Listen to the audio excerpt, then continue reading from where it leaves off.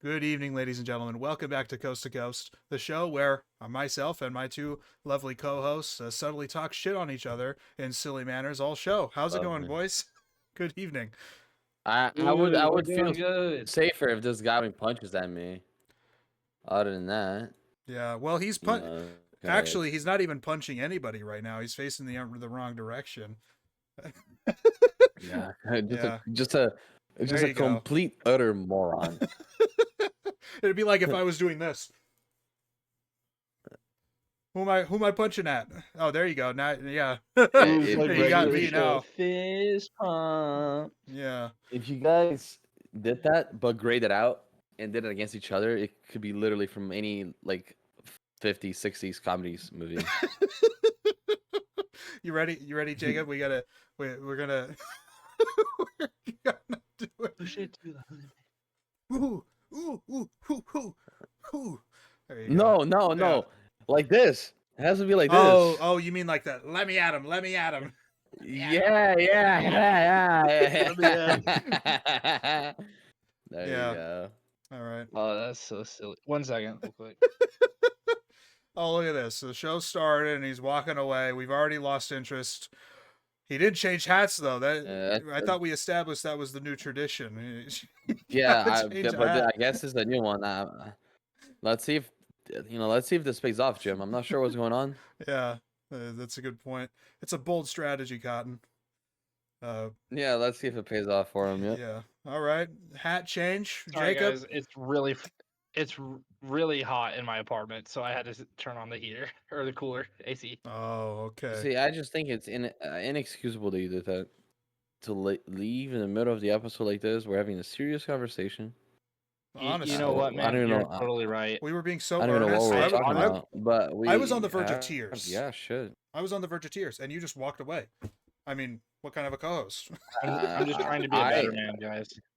You know what? You guys maybe didn't notice it, but I had to turn off. I had to turn off my camera because I had to cry. That's how serious this we is. can't show vulnerability on the show, guys. Come on. No, of course not. No, but great Better Man reference. Inexcusable. Excellent movie.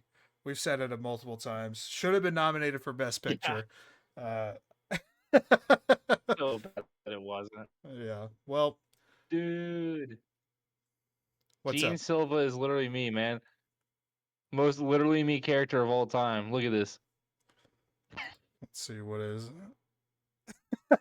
Wow. All right. Nice. All right.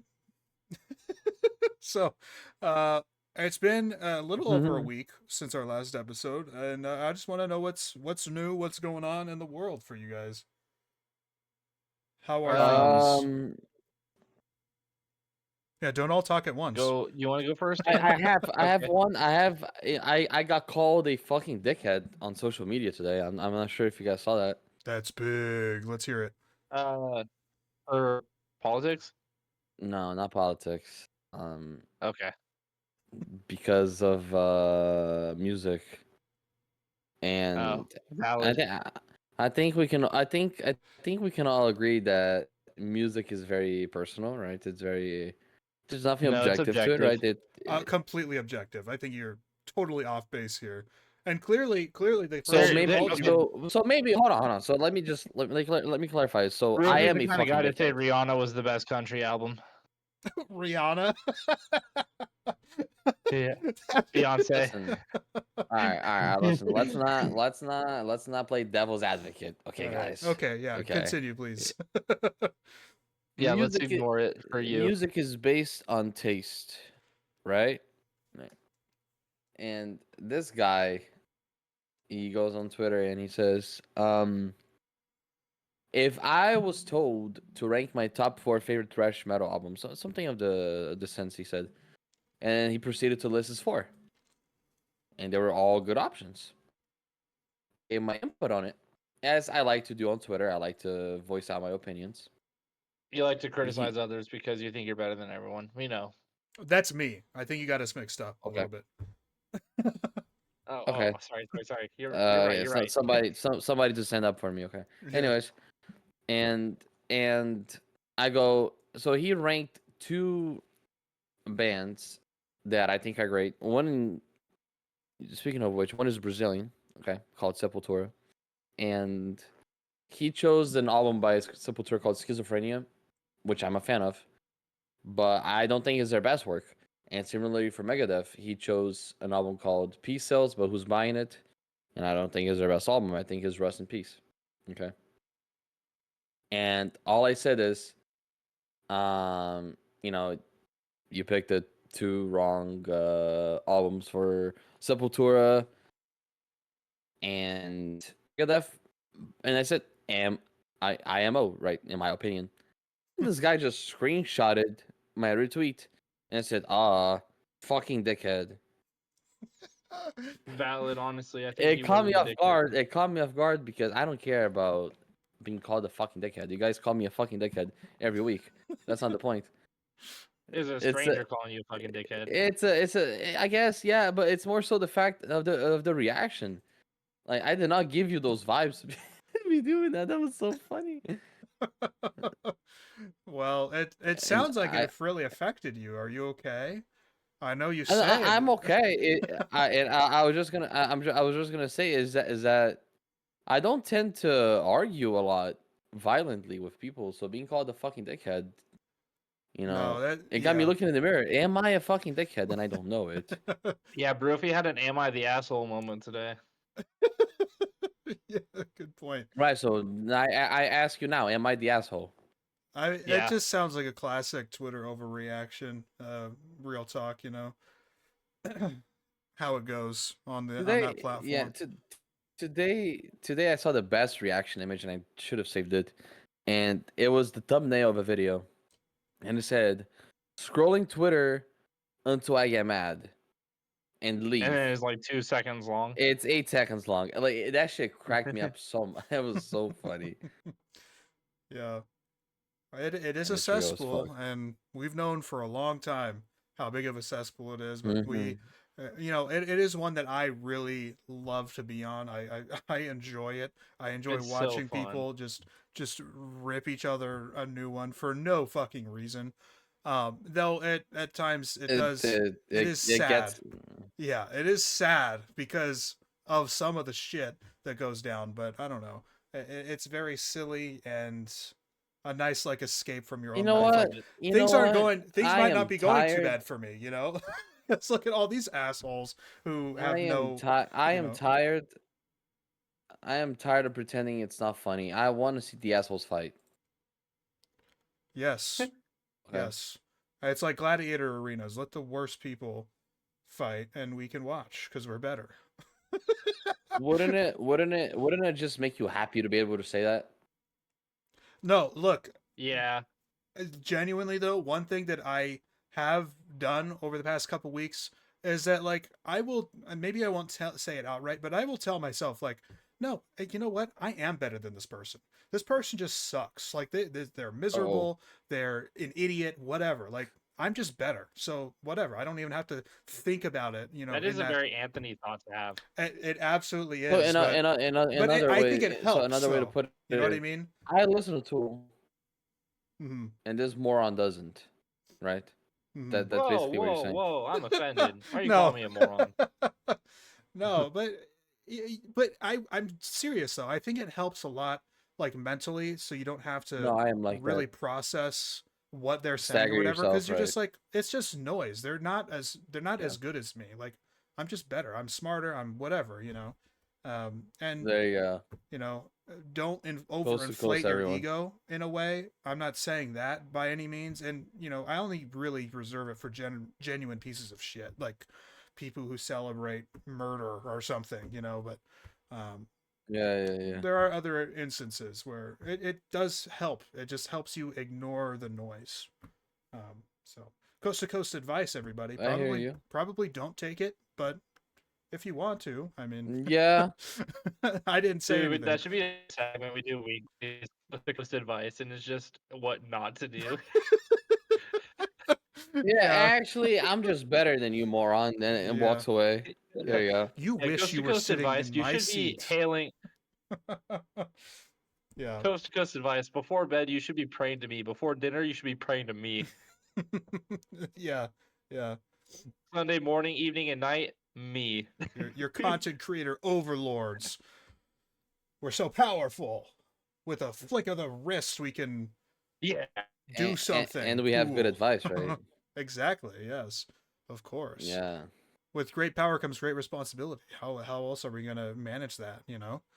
Who the hell said that, Yeah. Too bad we Jacob? don't have any responsibility. Power. I know. Even I know it. Bryce Mitchell. Wow. All right. Could not have given a more Uncle wrong Ben. answer. No. Yeah. Shit. So, Gandhi. Gandhi. Oh, Yeah. I just said Uncle Ben. Yeah. Uncle Ben. Of course. Well done, Barufi. You get a point for last week's episode. Congratulations. Oh yeah. Oh, okay. Yeah. It got me feeling like the Edmonton Oilers. After the Panthers beat them in 7 last year, a lot of their fans were like, "Oh, if the series, played out for 2 more games, we would have won." Now the Panthers beat them twice this year. Panthers fans letting their mentions saying maybe you guys win Game 7 or Game 10. Who knows? Because now Yeah. All theoretically the the series is now theoreticals. 6-3. Yeah, I hate that shit, bro. Chiefs The fans. If the refs didn't get involved, we would have won. I swear to Well, God. the new example is Nestor Cortez coming out and saying that about the World Series last year. If we would have won Game 1, we would have been one win closer to winning a World Series. That's basically what he said. Never mind the fact that he was the guy who gave up the walk-off home run to Freddie Freeman in Game 1. Okay. Yeah, To be yeah, fair, that was yeah. a horrible managerial decision. Horrible Absolutely. managerial decision. It was horrible. It was absolute horse shit. Even I know it. I remember watching the game and Dude, my dad was baffled as well. I okay, remember. Anthony, theoretic or debate real quick. Yep. What's the worst managerial decision? Pulling Blake Snell in inning number 6 in the 2020 World Series, or putting Nestor Cortez in extras against the Dodgers? I think it's got to be Snell, right? Definitely the latter. No, It's You got to it be think? has to be Snell. the former. You think so? That that was a Game Any 1. six too early or what? The latter occurred in Game 1, whereas the other one occurred in an elimination game. Like there's just no way like you would win the series, right? That was Game 7. Yeah, I hear what you're saying. Yeah.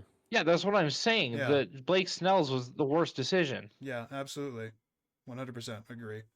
Murphy, Okay. for I hear for you. for context, because you don't know what happened. So in the 2020 World Series, it was Tampa Bay Rays versus the LA Dodgers.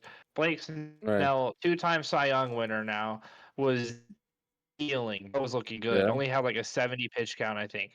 The manager pulled him because statistically, a pitcher's third time through the order is going to be worse than the first and second, as the batters have now seen his stuff. Blake Snell was untouchable on that day. Like he Mm-hmm. was cooking the Dodgers.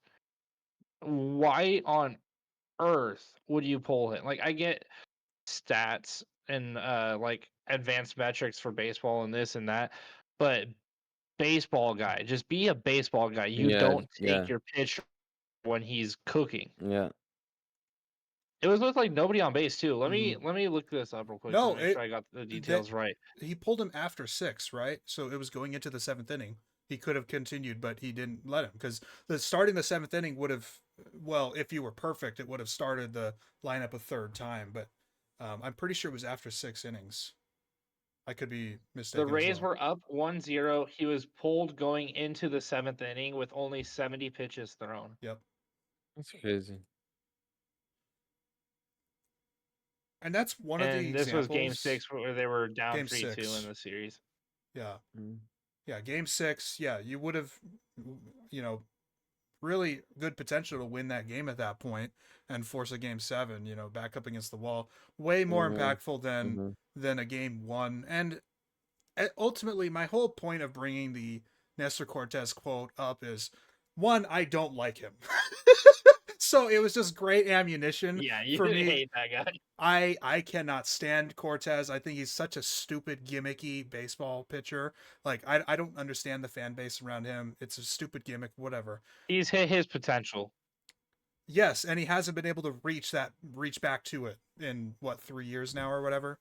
But so that's more ammunition just to shit on him, right? But the other thing is that like you are literally saying that the outcome of 3 games needed to change in order for you to win, and that's how you were the better team.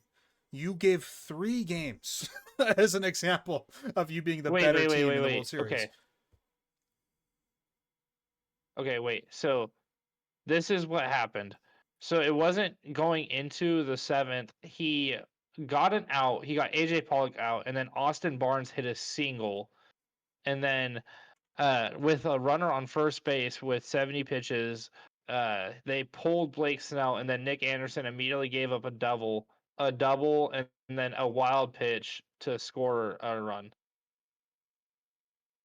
Mm-hmm. So immediately after pulling him from the game, he got lost. Julio Arias into also horrible person. They put Julio Arias in to get a 3-inning save. Mm-hmm. And then you have the iconic moment of him getting the strikeout to win the game. Right. So here's the quote, the full quote from Cortez here. It says, shit. It says, "We were the better team. They can talk whatever they want to talk, but we win game 1, which we should have. We lost 2 and 3. We win game 4, and we should have won game 5." Dude is the master of theoreticals. That is not how this works, man. That is not how that works. Yeah, it is literally just another like, yeah, we win if things go a lot different. Yeah, no shit, you would win if things go a lot different, you idiot. God. I know. Oh man, I hate Nestor Cortez so much. He might be my new least favorite player, even surpassing Javier Baez at this point. At this point, I feel bad for Baez because of how bad he is at baseball.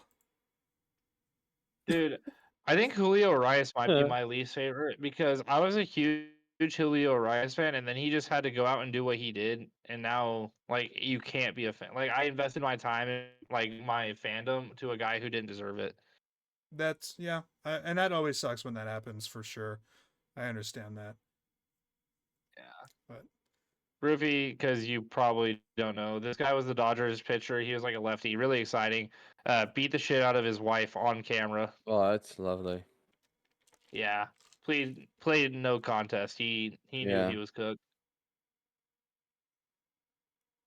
That's lovely. But he's still around, though, right? No. oh. So he tried to make a comeback, and he sucked really bad. He regressed horribly, and kind of got blackballed from or blacklisted from the MLB. Okay. So Rightfully what so, should have of course. happened to Deshaun Watson? Right. Huh? Sorry. Yeah, exactly. What So should have happened? what should have happened to Deshaun Watson? Yeah. Yes, 100%. Although I will say Trevor Bauer should have been allowed to come back. I think Me and Anthony disagree. No, it's not that I disagree that he shouldn't be allowed to come back. I think himself is part of the reason that he hasn't been brought back. He's just very self-destructive, and I don't think that teams want to take that type of PR risk at this point with him because he is just that kind of and he was that before that scandal came out anyway. But now that you have the scandal on top of him being that guy, I really don't think that teams want to take that PR risk and all along on top of the fact that he's been volatile in other leagues. You know, he hasn't. He likes to say that he's been a perfect pitcher in these other leagues, but he hasn't. You know, he's had bad outings and whatnot. He's I mean, he's good. still like winning their best pitcher award. He is good, but that doesn't mean he'll be good again in Major League Baseball. And I think the way that the pitching has changed just in the past couple of years, even maybe doesn't translate that well to his pitching style either. So I think he'd be just fine. A lot of it for me is again his self-destructive personality. It's not about whether I think he deserves another shot. I think he would get another shot if he was just a better person. But he hasn't had an ERA above 2.5 in any of those leagues. Sure. Yeah, he's been good. But you know, I don't know enough about those other leagues in general. His 2-year run from His 2020 and 2021 are just fucking insane, though. So, Rufy, do you know the Trevor Bauer situation? I don't. I know he like had a scandal, right, or something, and just left and kept Yes. playing on. So his last 2 years, he pitched a total of 185 innings and had a combined ERA of 2.2 Okay. with 237 strikeouts. Okay. But he got a 2-year suspension from the MLB because he was charged with was it domestic assault or rape? I can't remember what it was. It was one of those two things. I'm That's pretty sure lovely it was for him. just assault. But then oh, it's just assault? Okay. Yeah. And then later on in 2022, like late 2022 it was, Yeah. audio recording came out of the woman admitting that she falsified what she accused him of and that he wasn't actually doing that and that he like But really then he didn't do still got anything. punished. But at that point, it was too far gone. And Yeah. he's had character issues. Like he wasn't ever really liked by any of his teams. The Exactly. Dodgers are pretty much the only team that he hasn't had like an issue with. Yeah. Um, he was college teammates with Garrett Cole, and Garrett Cole fucking hated him, like despised him, Mm. because he trains different. Like he's not uber talented, so like he maximizes his body by like training in really weird ways. It's like Yeah. just different. And so Well, people don't like him for yeah. it. It's a complicated situation. It sounds like. Right. But that's not the only reason people don't like him. Right. Let's not oversimplify it. He is just a very abrasive person. And it showed in the time that he was, in the MLB, especially when he was on the Cleveland Indians at the time. Just how he Oh, when addressed he his got teammates. pulled in the game against the Royals. Yeah, not just that one example, but that is a nice like representation of that whole tenure, that whole era for him. But he's just not like a very personable guy. He's very abrasive. I mean, it's not just that he trains weirdly that people don't like him. It's because he's just not a very nice person, plain and simple. And I think again that's shown throughout all the stuff that he's done on media and whatever in the past few years. You can be a fan of him, that's fine, and he's a good ball player, like I said. But I don't fault MLB teams for thinking about their bottom line when it comes to signing a guy like him, and what it would Right. do for the locker room and the clubhouse too. Uh, Yeah. I do. As a guy that wants him on my team, I do fault the Royals because he said he would play for league minimum. Fair enough. That's fine. I think a team would have given him a chance by now if you know If they thought that he could there be was managed in that way, something yeah. that if he was approachable, right? Yeah, exactly. Yeah, the approach, right? Yeah. Yep. Sometimes I Yeah, mean, look, I'll I watch guess this. that's fair. and it's not really trying to defend the state of the league or anything with that kind of stuff, but it ultimately is like it it feels like part of it is his choice, which is why I say it's self-destructive. If you just change your attitude a little bit, more I mean, yeah, opportunities he's will come making to you, plenty of money with his branding and YouTube and stuff. Yeah, exactly. He doesn't need the MLB money. But that's my point, right? Like if you just change your attitude a little bit about anything, opportunities will come. That's just a fact of life, really. So, but yeah. Yeah, Coast to Coast therapy over here. Let's go. Yes. True. We're covering Coast to all Coast the advice bases this segment. episode. All the bases. Oh yeah. But so yeah. I guess before we move into our main part of the show, do you have anything else to add? Either one of you? Well, since Jacob's not here, Vitor, do you have anything else before we move on to a little bit of movie talk? No, I'm just excited since we're talking about baseball. I'm excited about opening day in the MLB season. Yeah, it'll be. And I'm looking for ways to watch the Marlins. Probably just gonna end up signing FanDuel. And I mean, let me tell you, bro, it is bullshit what they're doing in FanDuel. Listen, bro, do you know where Tampa is, right? Yeah. Like geographically. Yeah. You know where Miami is geographically, right? Yeah. Tell me why the fuck, okay, the Tampa Bay Rays and the Miami Heat are in one package for $19 a month, or $122 for the season, okay, and then Miami Marlins by itself is the same price. And it's the like easily the worst like MLB team in the league. That's hilarious. What the No. fuck? Why are the no. Rays and the Heat together? No, Why are the White Rays and the Sox Heat are together? worse. I'm exaggerating, but it is really funny the inflation in price there compared to the Rays and the Heat, which are at the very least like entertaining. Why are they together as well? Yeah, And why are they together? that's really funny. Unbelievable. Well, just don't watch. They paid for But it. that's good though, because that allows you, that gives you more ammunition or more opportunity to boycott the Marlins until they make a change, right? You see, I'm a moron, and I don't really care about that. I just want to sit on my couch and watch something. Yeah, I get you. Uh, But so now yeah, you there can you go. watch Dune and Dune 2, you know? So that would be a better use of my time. You're saying? Absolutely. 100%. Go watch them at Buffalo Wild Wings, so you're not directly supporting them. There you There you go. go. Or pirate, Speaking you know? of, We don't condone oh, yeah, theft, but yeah, let me close Stream East over here. 1 second. yeah. I don't know a single person with a jailbroken Fire Stick. Yeah, me neither. Couldn't be me, right? Yeah. Look at Right, me. yeah. Look at me. I'm white. I paid my dues. I am capable of no wrongdoing under this administration. Oh man, I'm sorry. Not to get political. I'll God. stop there. But so all right. Jacob changed his hat, so I guess it's time.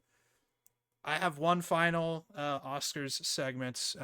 As you may know or may not know, the Oscars are on Sunday this weekend, streaming at 4:30 Pacific, my time. So I'll be watching because it's the only award show that I can bear to watch every year.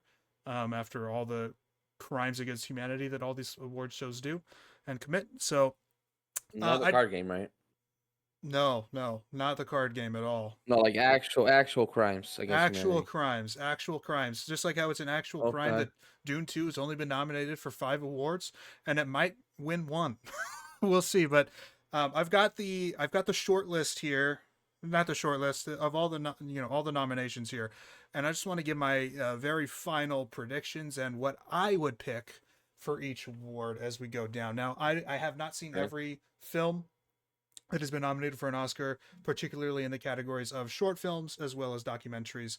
I have not watched a single one of those, basically. But I did watch all the Best Picture noms, and I've watched the vast majority of actual feature-length films that have been nominated in pretty much every category. So I feel like I'm fairly knowledgeable on it. Even potentially more knowledgeable than some Academy voters, because apparently some Academy voters didn't even watch Dune 2 or didn't finish it because it was too long. Right? which What the fuck is that all about? I saw that. the Academy is trying so hard to character assassinate themselves. I really don't understand. Like, how out of touch can you possibly be that you're not going to watch one of the films that was nominated for Best Picture? I just don't get it. It's really bizarre to me. So, but that's a whole other beast. We talked about that already when I gave that Emilia Perez rant as well. I will not be ranting about Emilia Perez tonight because I feel like it might get shut out now with all these controversies, which is great. I love to hear that. Not because of the controversies. The controversies are very unfortunate, but because the movie's shitty. So let's just run down the list. Actor in a leading role. Plain and simple. Yeah. So this is the Best Actor award, and my prediction, and pretty much who's been winning the other preliminary award shows like the Golden Globes and the other awards. I can't name them all, but it's been Adrian Brody, so that's going to be my prediction. If I was to pick one, in my opinion, the best of the 5 here, it would be Timothée Chalamet as Bob Dylan in a Complete Unknown. But Adrian Brody probably wins. Supporting actor. Yeah, go ahead. You guys want to make a prediction? Oh no, not prediction. I'm trying to think out of the movies that I saw last year. Here, let me get my letterbox pulled up. Out of the movies that I So saw last year, who would I give Best Actor to? so I do have Who that was the moron who exercise. did Nosferatu? So I do have that exercise after I run through all these. If we want to, you and I, and even Barufi for the few that Okay, he watched. yeah, that works. That works. Perfect. Okay. Supporting actor. It's going to be Kieran Culkin. It's pretty much a lock at this point, and that would be my pick as well. I think Kieran Culkin was awesome in A Real Pain this year. One of my favorite movies of the year. Uh, um, uh, Best actress. My prediction is Demi Moore for The Substance. She's been winning pretty much every award as well, except for a couple surprise wins for Mikey Madison and Honora, which would be my pick overall. Mikey Madison would be my number one, and Fernanda Torres for I'm Still Here would be my number two. Just wanted to give a shout out to Fernanda Torres for her performance. But it's going to be Demi Moore. I'd be very shocked if it was anyone else at this point. She's been winning a lot of the other awards for The Substance here. Supporting actress, it also feels like a lock. It's going to be Zoe Saldana for Emilia Perez. It feels like this is going to be the only award that Emilia Perez takes home at this point, which is nice. But also, I don't think Good. Zoe Saldana deserves this either. I don't think she was good. I know some people have said that she's the best of the bad in that movie, and she actually is really good. I didn't buy into her performance at all. I think it's one of her weaker ones to date. If I was to pick, it would be Monica Barbaro as Joan Baez in A Complete Unknown. I think she at times even matches Timothy Chalamet's magnetism in his performance in that film. Really good work there. Animated feature. I have not seen all of them. I have not seen Memoir of the Snail or Wallace and Gromit: Vengeance Must Fall yet. Wallace and Gromit I should get to because I'm pretty sure it's on Netflix, so I may do that this weekend. But the winner is probably going to be The Wild Robot, and that would be my pick as well. I think it's the strongest of the bunch. Animated short, I'm going to skip. Cinematography. I think that this is the one award that Dune does edge out. So I think Dune 2 will win for cinematography. And I do think I would obviously pick Dune 2 as well for cinematography here. The other one I that, have an issue with the nominations. what's that? The omission of fuck. Where is it? Where is it? Where is it? Trap.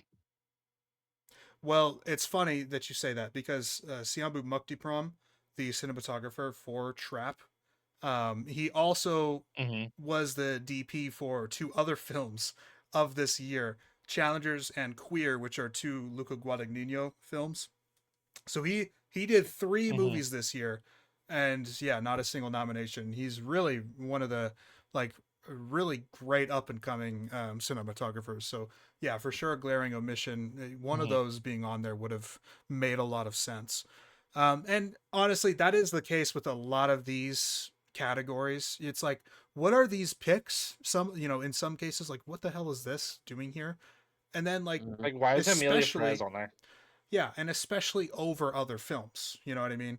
So it's a common thing for There's every too many. category. There's too many repetitions of one film. Like one film shouldn't be in here because there's like obviously Dune 2 deserves to be on a lot of these given your uh like enamor with the film. Like I trust that you think in your like belief and like criticism of it in the way that I think that if you think it belongs there, I trust that. But for like cinematography, they should be films that are so like they should be films where you leave the theater thinking, "Damn, those shots were immaculate." Mhm. Like Trap, I didn't like Trap. I thought Trap was a boring movie for me. I didn't enjoy it. I thought the story didn't make too much sense, but I thought the cinematography was mind-numbingly good. It was extremely like what's it called? Attention getting. Mm-hmm. Yeah, And it's so unique the way it was done. It had to be rewarded in awards, Was obviously. was Nosferatu named for cinematography? yeah, it is. It is one of the No. 5 nominees. Now, Oh yeah, it is. you That do you do not have a so good. point with the amount of movies that were nominated in general. I'm pretty sure, I don't know the exact number, and I don't know the exact Right. number in the trends, but I'm pretty sure that this year is one of the years in recent memory that has had some of the least number of movies nominated. So basically, what that means is that the same movies are getting nominated in every single category. Whereas in previous years, you would have like a movie that got nominated for production design, but not for anything else. And it's like, okay, cool. You know, we have a little bit of variety here and whatnot. And Mm-hmm. even like other big budget blockbusters, like, you know, visual effects is one of the examples of this that they still managed here. Um, why is it so far down? Visual effects. So they actually gave nominations to movies that are just like one and done. That's their only nomination. Alien Romulus, Better Man, Kingdom of the thank Planet of the God. Apes. Those are three movies that only have one nomination, and it's in this category. But this is like the only example in this year's Oscars where that Mm-hmm. happened. Pretty much every category is dominated by The Brutalist, by Anora, by Wicked, by I saw um, the TV glow should have been in visual effects as well. it didn't get a single nomination, not a single one. Um, yeah, That's so horrible. yeah, cinematography. I'm predicting Dune 2. I think that's going to be its one award taken um, on Sunday, and obviously that's my pick as well. Costume design. Let's see here. Costumes. I do have Wicked winning. I think this will be one of the maybe the only one that I predict Wicked to win. My pick would be Nosferatu for this category. Direction, another really 100%. awful category in my opinion. Like, you know, whatever, I guess. But my pick or my prediction for director is Sean Baker for Honora. I think there's a good chance that Honora does get both director and picture, but I think there's also a really good chance that one of the films gets picture and then the other one gets director. So in this case, I have The Brutalist winning Best Picture, and then Sean Baker for Honora getting Best Director. But it could be flipped, and it could be both. You know, one movie takes both awards. My pick, of course, would be Brady Corbett for The Brutalist. There, out of those five, Denis Villeneuve snubbed for sure. Documentary skip, Mm-hmm. documentary short skip, editing. I have Conclave winning for editing. I think it's one of the two awards. I think I gave it two awards for prediction. And then for me, it would be The Brutalist. That would be my pick. International For editing, feature. I would also go with Trap. Hmm. So another one that I haven't seen everything for, but I have seen other films that were not even nominated for international feature that could have been nominated. But for me, it's very easily I'm Still Here. That is going to win and that should win 100% out of the ones I've seen. Makeup and hairstyling. I'm giving Nosferatu. I think The Substance wins this award. I think it's going to win one of the technical categories along with Demi Moore's performance. So I do think it wins makeup and hairstyling, but my pick, of course, would be Nosferatu. Yep. Original score, I think The Brutalist will win. Daniel Blumberg. It's legitimately a really great score. I don't know what the other nominations are doing here. I don't think any of those other four deserve to be in the top 5 for score this year. But they also excluded scores for no reason, basically. So yeah, that's my prediction, but that's also my pick. Original song, I think, is going to be one of the two Emilia Perez songs, as stupid as that is. And I don't really have a pick here. I didn't watch the 688. I didn't have a chance to watch Sing Sing because it never screened in my area, despite how much everyone seems to love it who's seen it. And then Elton John I have not seen. So it's one of the two Emilia Perez songs. It's kind of like a lock, I think. Picture again, I think my prediction is The Brutalist at this point. Apparently, the betting odds favorite right now is Honora, actually. So it's kind of flipped since the SAG Awards, which Honora won, I think, the SAG Award for picture. They bet on the awards? Yeah. You can bet on the That's awards. fucked. Production design. I'm predicting The Brutalist to win production design as well. My pick would be Dune 2. Live action short, skip. Sound is another okay. I do have Dune 2 winning 2 awards actually, because I think that the sound in Dune 2 is undeniable. I think the Academy will hopefully recognize that. So that's my prediction, and that's also my pick. Visual effects. Kingdom of the Planet of the Apes, I think, wins for visual effects, and I think that would be my pick as well. Adapted screenplay, I'd Conclave. give it to Better Man in that. Man, I think it's really tough to.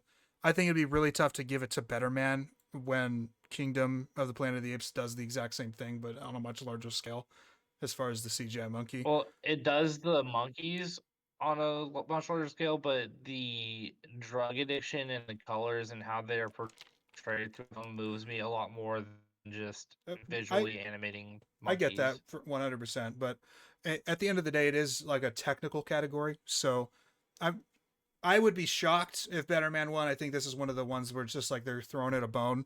In terms of odds, it's probably the least likely to win this award. But I think as far as technical achievements, the Planet of the It's Apes probably films gonna of be Wicked.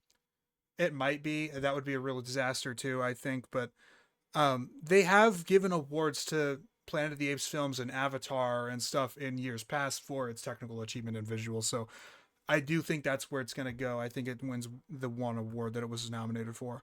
Then for the two screenplay nominations awards, adapted screenplay, I am predicting Conclave, and that would be my pick as well.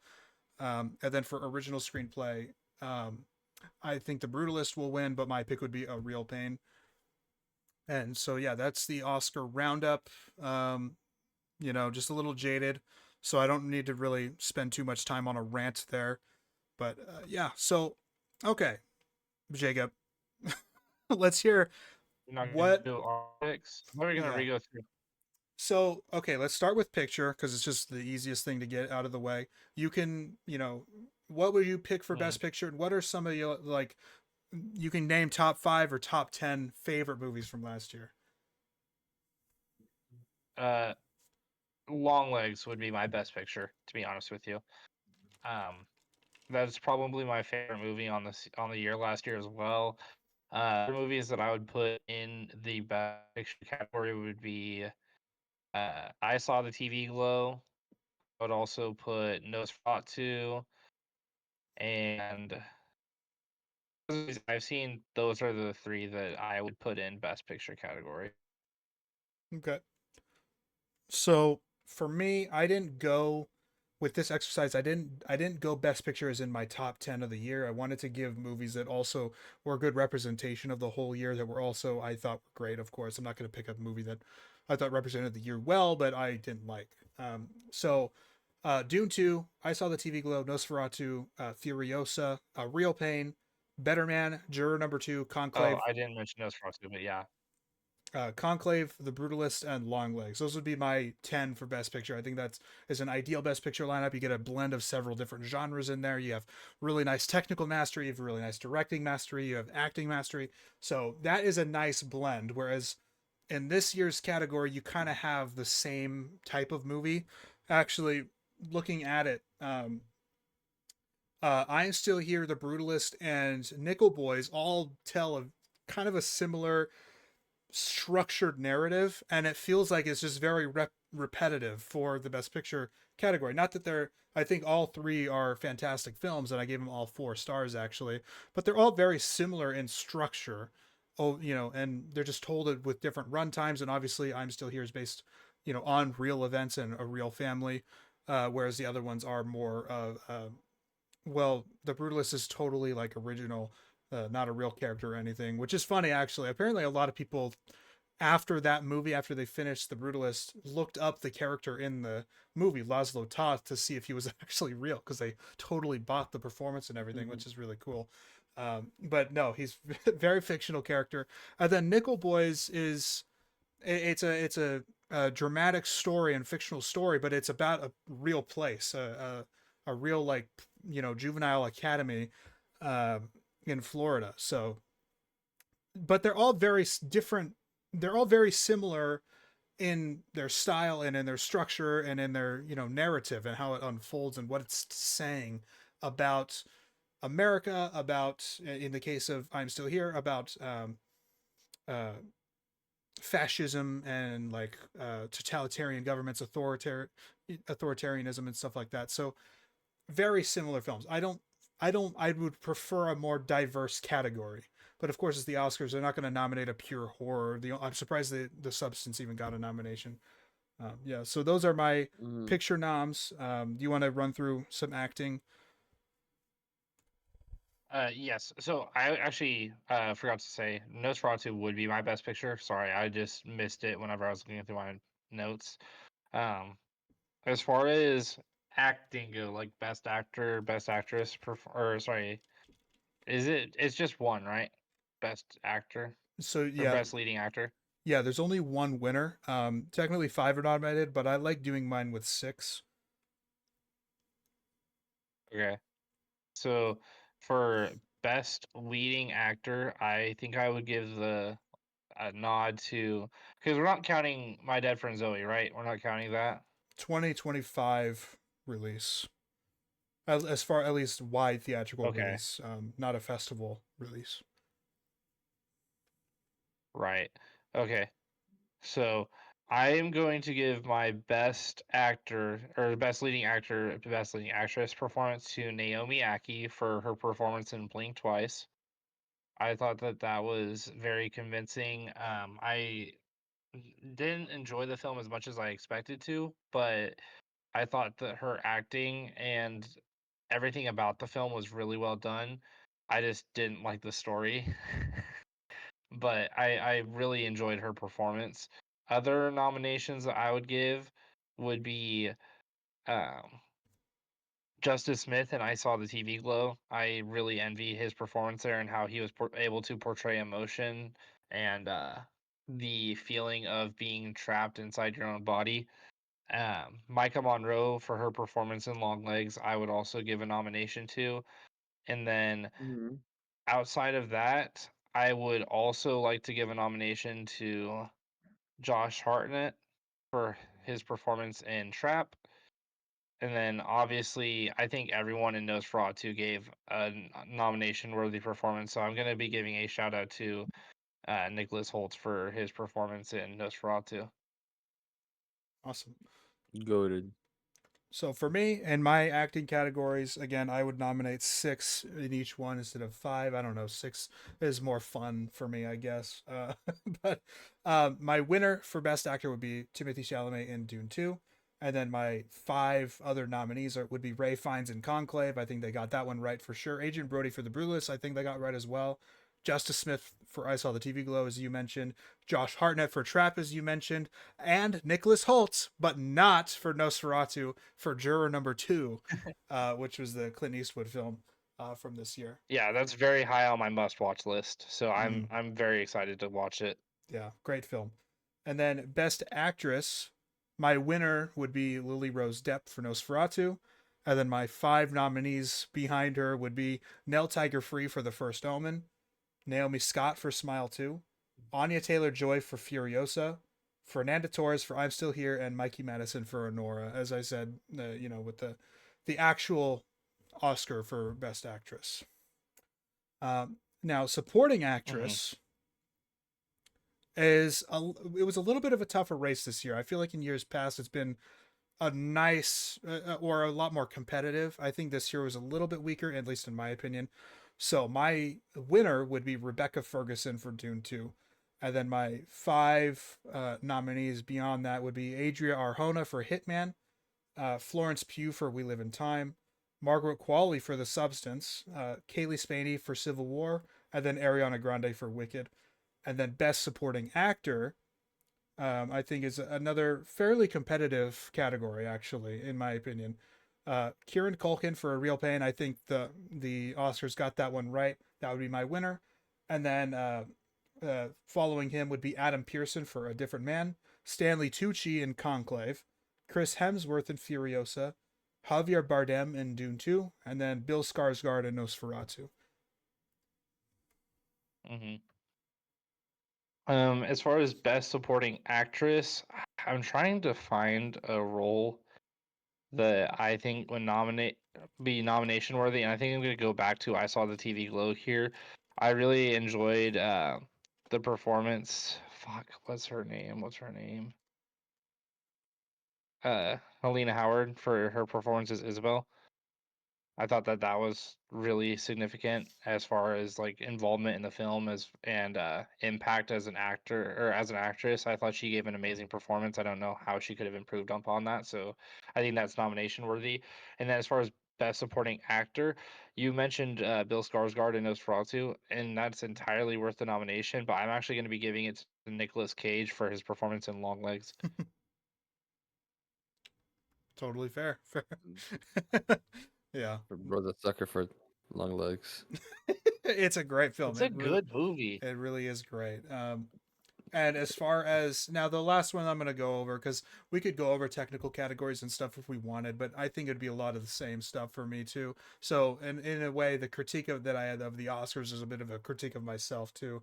But it is There just you go. my list, whereas the Oscars is a, amalgamation of everything. So I think they have an opportunity to do a better job than me. That I don't know, Oh, but actually, yeah, I also want to give a shout out real quick, sorry, to Salika Night Shyamalan for her performance in Trap as Lady Raven right on. on Best Supporting You Actress. know, you know that's one of the things that actually really surprised me and was kind of weird. For such a weak, at least, seemingly weak original song category, and for nominating Emilia Perez twice in that category, we had two different movies that came out this year with completely fictional musical artists that they made music for the movie. Trap. Now, Salika Night Shyamalan has her, that is her music, but Lady Raven is a musical, like fake musical Taylor Swift-esque character. No song nominated from Mhm. that movie. And then Smile 2 with Sky Riley, completely original character, and they made original music for that movie, and none of those were nominated either. Like you had a wealth of original songs to pick from, and you picked two of the worst songs ever that were from Emilia Perez just to For nominate. politics. Uh, Again, I've said so much. I feel like I'm preaching to the heavens about this Emilia Perez crap, but yeah. So real quick, just for my best director nominations, I wanted to nominate even more than 6 here because I think that there was so much great direction throughout the whole year. But these were my top 6 directing performances.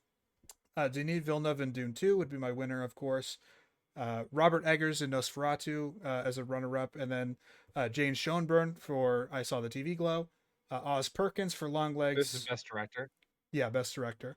Michael Gracie for Better Man, and then George Miller for Furiosa. Yeah, so this I actually would give to Better Man and Michael Gracie. Really enjoyed the direction of this film. There's not a moment of this movie where your eyes are taken off, and I think that's because of how well they handle the runtime. It is a longer movie, but for 136 minutes of film, I was engaged the entire time, and I think that's because of how well coordinated the cast and the performances were by the director. Absolutely. Really well done. Yeah, good pick. And then obviously like Nosferatu is good. The pacing in Nosferatu is a little iffy for me, Hmm. but then once I realized how long the movie is, so like if you don't know, Nosferatu takes place over like I think it's 7 months total, right? Yeah, it's an extended period of time. It's Yeah. yeah, So it's yeah.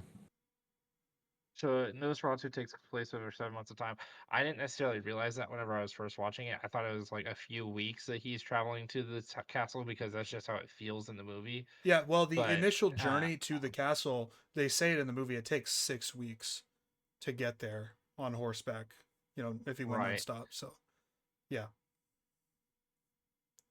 but no, and so once I realized how long, like chronologically, the movie actually is, I had a little less issues with the pacing of the film. But that one, there were a few moments at least where I wasn't fully engaged. Hmm. With Better Man, there wasn't a single moment and where I didn't like stay focused on the film. Right on. Okay. Fair enough. Fair enough indeed. Fair is fair. But yeah, so I guess that's our movie segment for the week. Unless you want to give a brief review of the. You saw two this week, two movies, I think. Me? Yes.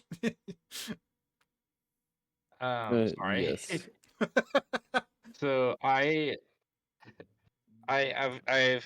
watched Last Breath in theaters, as did you, Anthony. For those wondering, we saw it early because of screen unseen. For me, I don't know what you guys call it at Regal, but basically we got shown a random film that hasn't released yet, and it just happened to be Last Breath. I'm a bigger fan of it than Anthony is. I thought it was really fun, really enjoyable. Oh, not fun, but like really tense and really enjoyable. Like I thought it portrayed the story really well. Obviously, a real life person almost dying is not fun, but the way the film is constructed is really well done, and I actually like genuinely enjoyed every bit of it. I also think it does a really good job of not having too long of a runtime. This film is only 90 minutes long, and I think that that's a benefit to the film because it keeps you tense for all 90 minutes. I think if it was any longer, it might lose some of the tension because it's just drawn out for a little bit too long. But they like throughout the film, for those who don't know, it's about a diver who was lost in the bottom of the ocean.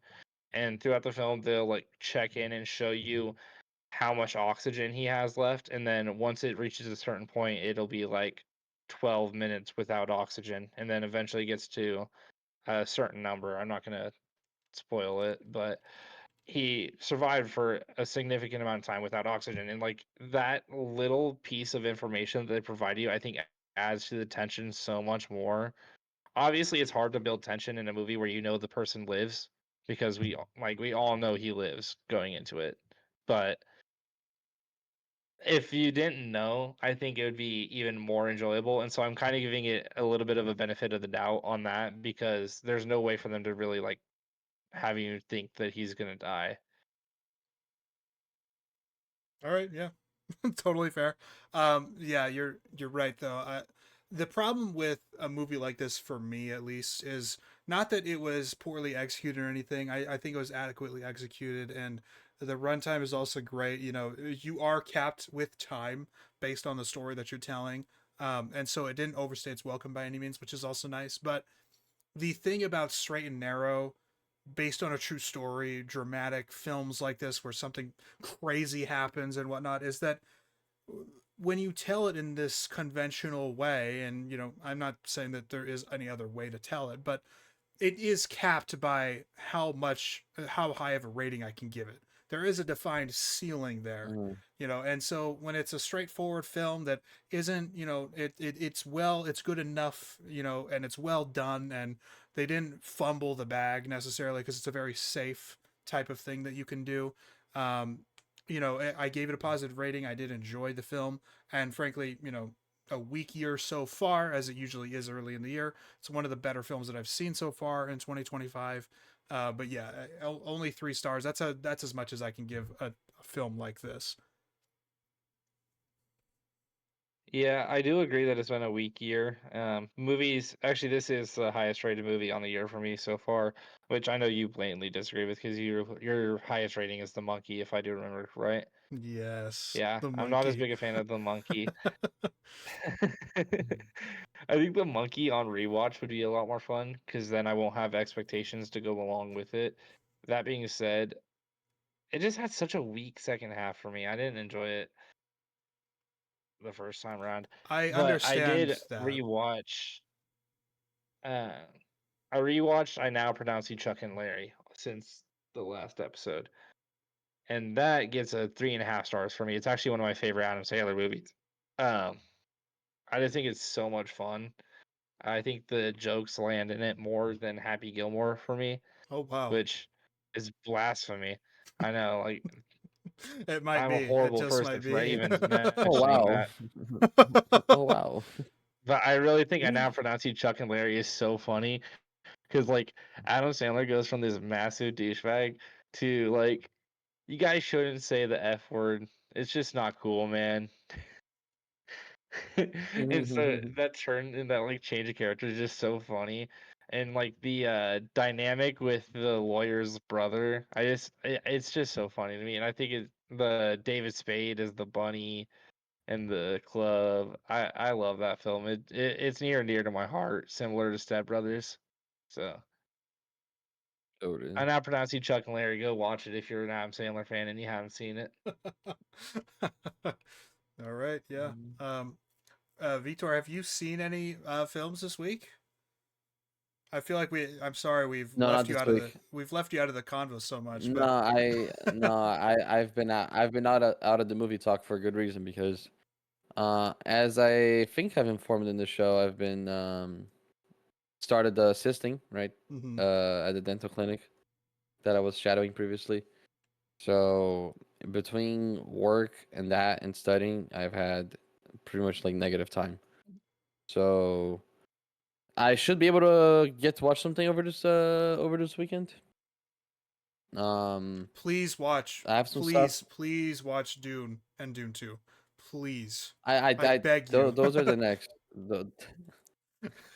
I will, and I'm not putting it as a condition, okay? But watch Old Boy. You're gonna love Old Boy. I know. I'm telling you. I know. If I can make time, because I do want to get to a couple of stragglers in the Oscars. If I have time, I will watch it by next episode. But yeah, You will not regret it. You will not regret it. I know I won't regret it. It's one of those movies. It's like The Godfather from a few months ago, where it's just like, how have I not seen this yet? But I finally just buckled down and watched it, and of course I enjoyed it. So I'm confident Old Boy is gonna be the same Godfather thing. is marvelous. But yeah, Godfather is marvelous. Yeah. yeah, fantastic. And Old Boy is fantastic. You'll see it. Absolutely fantastic. Mm-hmm. But yeah, movie talk Next, for me. You'll get there though. good. Yeah, No, that's you'll it. catch up. The next Yeah. movie that I'm gonna buy is gonna be Juror Number 2, or like the next movie that I'm gonna pay to watch is gonna be Juror Number 2, because that's just like the one I'm really most looking forward to on my list, and then it's gonna be Dune and Dune Part 2. Do you not have Max? Dune. No, I don't. All three of those are on Max. That's why I asked. Uh-oh. I need to bother my father. Bother my father. Okay. Yeah. Might be recovering a little bit. We had a bit of lag. We're really lagging. Okay, I think we're okay now. Okay. All right. Well, as fun as the movie talk was, we do have another segment that Rufi can be included in for this one, and it is kind of the main event of this episode, and it's something that I just thought of off the cuff and came up with all on my own. These are not necessarily takes that I agree with; they're just takes that I thought would maybe provide an interesting, brief discussion. And so we're gonna play Agree or Disagree, Sports Hot Takes Edition.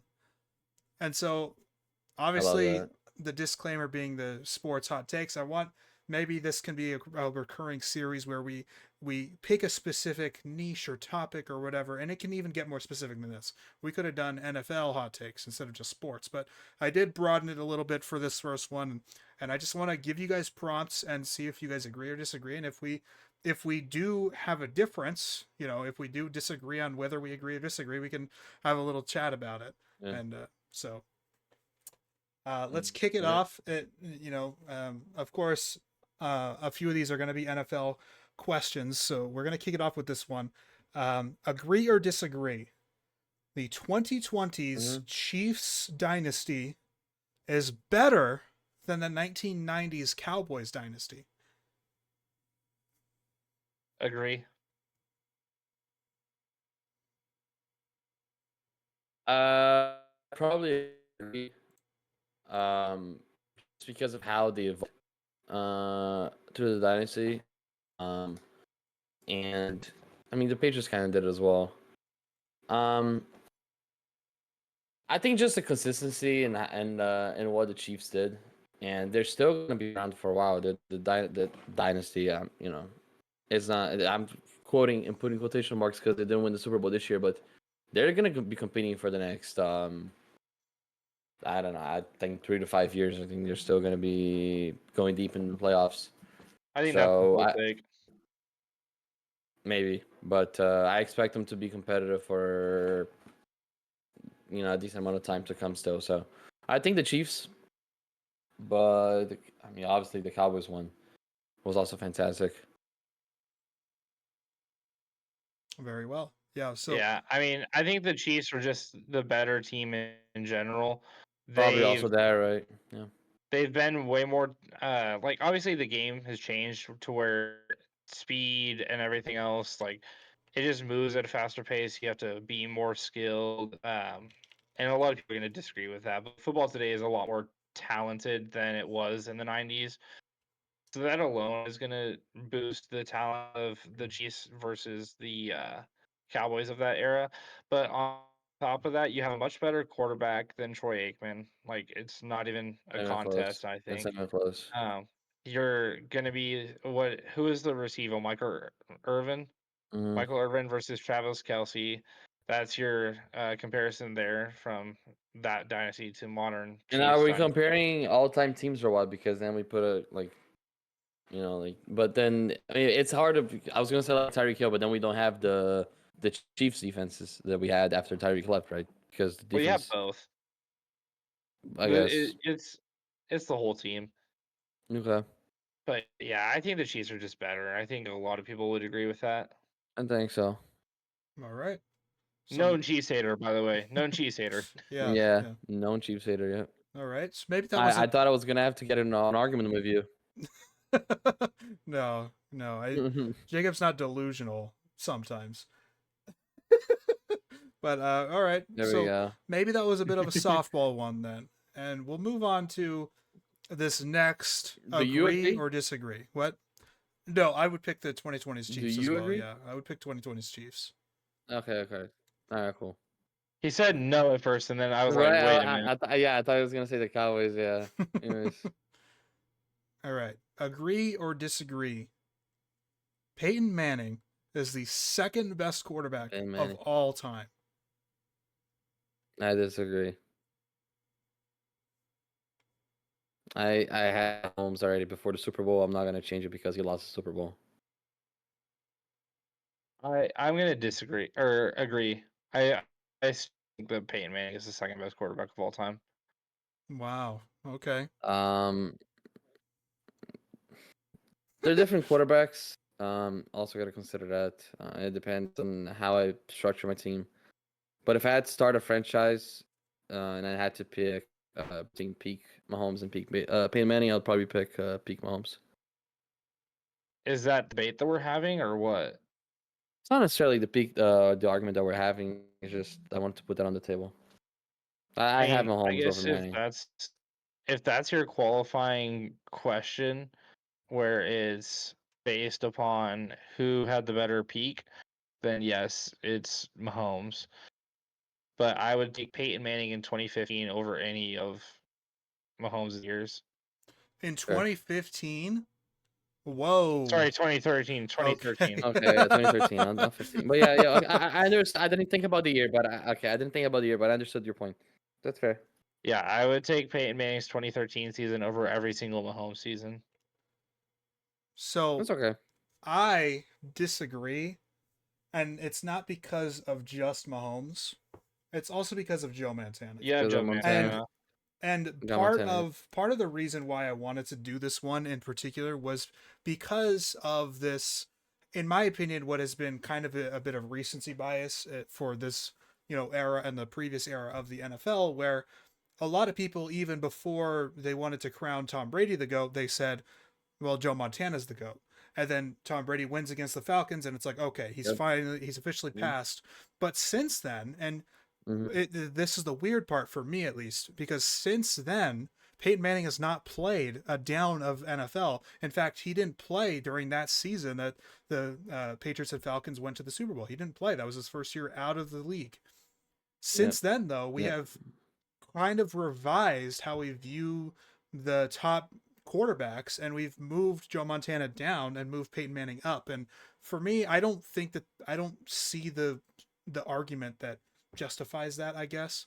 Yeah, not I as a think biased Niner fan, just as like it's weird that we went after both careers had ended and now we decide that Peyton Manning was better. You know what I mean? When we didn't decide that. I may I may have an explanation, and I agree with your point, by the way, but I may have an maybe a theory or a hypothesis for this. Because of the rivalry that Manny had against Brady, like people have this idea that Manny played against Brady, right? So that's who Manny had to put up with. Then they compare that to Montana. I mean, and maybe that's how people see it passively, right? Like, oh, Brady passed Montana, so surely Manny should also move up because that's who Manny is playing against. You know what I mean? I could see. I'm not saying that I I agree could with see with that, but I the. think that's obviously a very flawed argument. You No, know, I don't agree with I it, don't think but I that think that's how I see it. I don't think that's how I would say it personally. I just think that Peyton Manning is more offensively gifted than Joe Montana, and that's not a knock on Joe Montana. I just think Peyton Manning is that Yeah, good. you can have Manning over Montana, but the consistency before was that Montana was the GOAT. And then suddenly, once Brady passed him, Well, you're for talking some before reason, I was a Manning also football passed fan, him. so that just doesn't mean anything to me. No, no, I that doesn't understand. have to mean anything to you. We're just saying that was the mantra at that point. The Is consensus, that yeah. as Yeah. soon Yeah, it was, as Tom Brady did the 28-3 comeback against the Falcons, up until that He point, passed for Montana? 99% of the NFL fans, it was Joe Montana that was the best of all time. Brady wins that game. Now it's Brady because he officially has more rings and blah blah blah I blah blah. don't Right? know. Yeah. Objectively speaking, I think Brady before his fifth ring was still better than Montana. I get the consensus at the time. I'm saying looking back from what I know about Brady at 2015 and prior, I think that he's better than Montana. But okay, that's fine. You're just lower It's on a Montana then. debate to be had. It's a debate to be had. And if Brady's that also thing, something that Brady has above every other athlete in the history of sports, other than like Tiger Woods and some of your tennis players, of course. He literally has like 3 Hall of Fame careers in one career. That's how good his no, yeah, longevity was. it's to be admired for sure.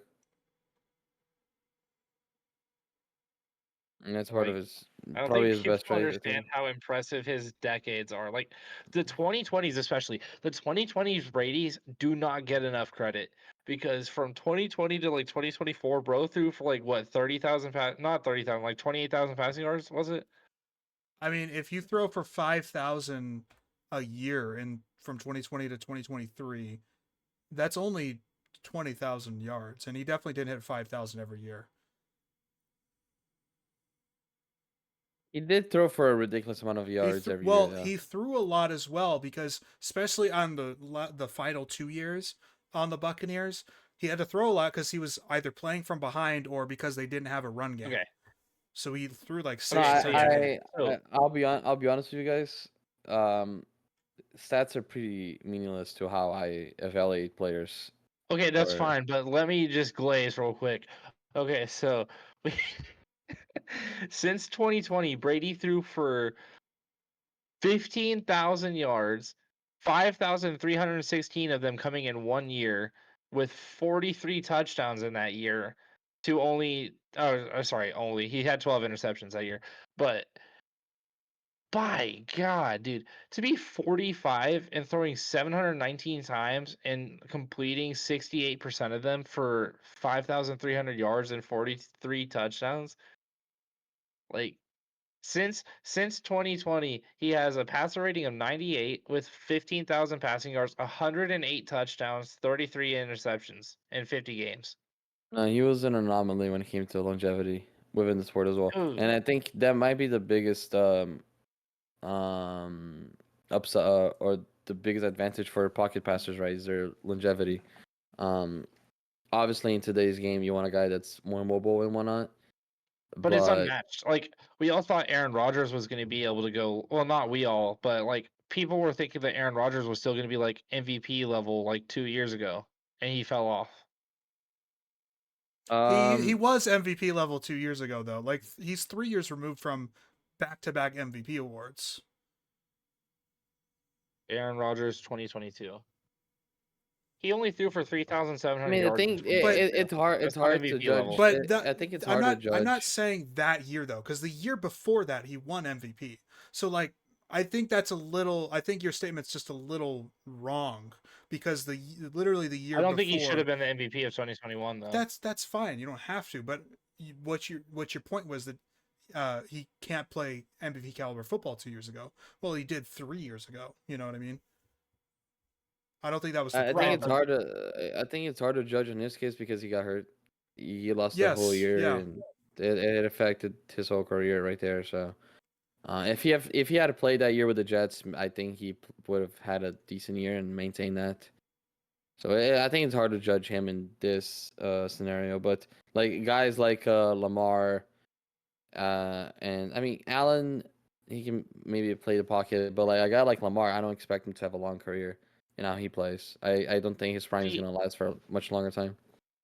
the only year that Brady has in the last 16 where he threw below 4,000 yards was 2016 when he beat the Falcons, and Rodgers threw for like 3,700 before the injury. Like, I don't see nobody is ever going to go into their 40s and do what Brady did. Nobody. It's not Yeah. going to happen. That wasn't my take. I'm just saying that he can't play MVP caliber ball 2 years ago. I think it was a little ridiculous because he had just won MVP the year before. That's all. That's fair. Okay. So interesting Next debate. hot take. For sure, the top tier of quarterbacks is up in the air, and I think it will be for a long time as well. I will say as a final statement, though, you mentioned longevity, obviously, in this argument for Brady being the GOAT and maintaining his GOAT status, and I'm 100% with you. And I think part of the biggest asset to his legacy is how long he played for. I don't expect number one. I don't expect Mahomes to maintain the 2021 2022 level of play throughout his whole career. He already hasn't, right? But also to play for 20 years is already a feat Yeah, in itself, you know what I mean, for any kind of player yeah. and any position. So it's just a really tough battle, and I think losing this Super Bowl, maybe it doesn't mean much in hindsight, 15 years down the road, but I think right now it means quite a bit to the debate. I don't like the knocking the guy down because he lost in the Super Bowl because then like basically what we're saying is it would have been better if you just didn't get to the Super Bowl. That's not what He I'm got saying. dicked down in the Super Bowl is the That's not what problem, I'm though. saying. What I'm saying is that yes, he lost, but he also played really bad, and he played bad all year too. Like, and that's something that I've been very consistent Yeah. about this year is that he was not a good quarterback. He obviously can make great plays and certainly capable of that, and he had good games, but generally speaking, he was very pedestrian or middle of the pack all year. Mhm. And I also don't think we should overly credit Patrick Mahomes for making it to the Super Bowl when they had the benefit of the doubt pretty much all year from the black and white. And I'm not saying they lost or they won the AFC Championship game because of the black and white, but the divisional game against the Texans was egregious, the amount of bad calls that they had go in their favor. And then the game against the Bills, they win by 3, was it? It was 3, Mhm. right? And they won by 3 particularly because not I don't want to say particularly because, but we literally saw their offense only move because Benford was out. If Benford was in and we kept the Bills kept Kyer Elam off of the field, the Chiefs do not win that game. I see what you're saying, but then we're saying ifs and buts and buts. Like, and then we go I back mean, to the Patriots Super Bowls, and you can say so many things about those runs, so many things about those playoff wins, I get it. And the so Chiefs counter many. argument is going to be like, oh, you're saying that beating Josh Allen in the playoffs isn't impressive to get to the Super Bowl? No, that's not what I'm saying. I'm saying the fact that you were literally throwing against a guy who was wide, or throwing to a guy that was wide open for the entire second half of the game isn't impressive to me. That's not. I just don't care about that. That doesn't mean anything to me. And then you go in the Super Bowl and you get bitched out by a 4-man rush every single snap. I just don't care. Like, that's not impressive to me. I don't give you credit for that. You played like a league average quarterback at best all year. I'm not going to give you credit or make your super or GOAT candidate status any better because of that. You have to show me more. It doesn't make You're it calling me the better, greatest of all time, not just one year. but I disagree with making it worse. You know, with knocking on him. for it. No, because No, it I does, think because losing he and playing threw. bad does make it worse. Now, again, the degree whether how worse it gets will be debated and will be recognized over the next 10, 15 years. But to say that there is no impact on how poorly he played as far as his legacy, I think definitely, because is there even in a Super Bowl loss, even is there a game, not to compare him to Brady, but is there even one loss for Brady that he played bad football? Like even in his losses later, especially later down the line, like against Philadelphia, that was one of the best quarterback performances I've ever seen in the Super Bowl, and he still lost that game. I You don't know what I mean? know. I can't think of bad losses, but Brady also had a lot of playoff wins where he didn't do anything. No, Like it happened I get a that, 100%. It's very decent fine, amount of times. but we don't have to credit him for to get him to the GOAT. He's done so much to already be said GOAT. Look, Rufi, we're having the conversation of the best at the hardest position of all time. When you're throwing for 3,900 yards and you have 11 interceptions to your, what was it? How many touchdowns this year? He had 26 touchdowns to 11 interceptions, and they barely put up 30 points in one game. That's it. All year they had 30 points in one game.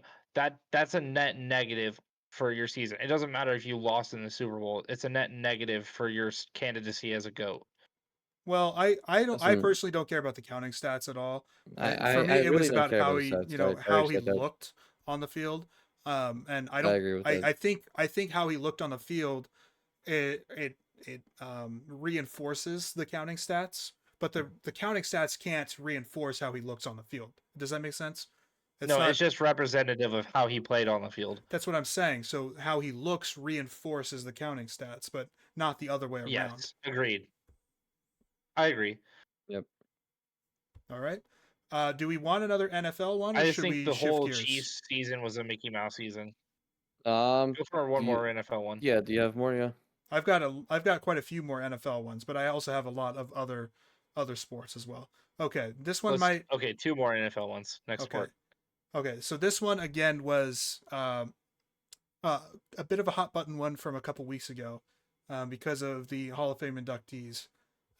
Agree or disagree? Eli Manning is a Hall of Famer. I No, disagree. he's not. Just because you won 2 Super Bowls and against Brady, it doesn't make you. He just does not pass the eye test whatsoever. No, he's in the Hall Not very does good. give That's me it. no confidence throwing the ball whatsoever. New York Just Giants Hall of because Famer. he's a Giants Hall of Famer, absolutely.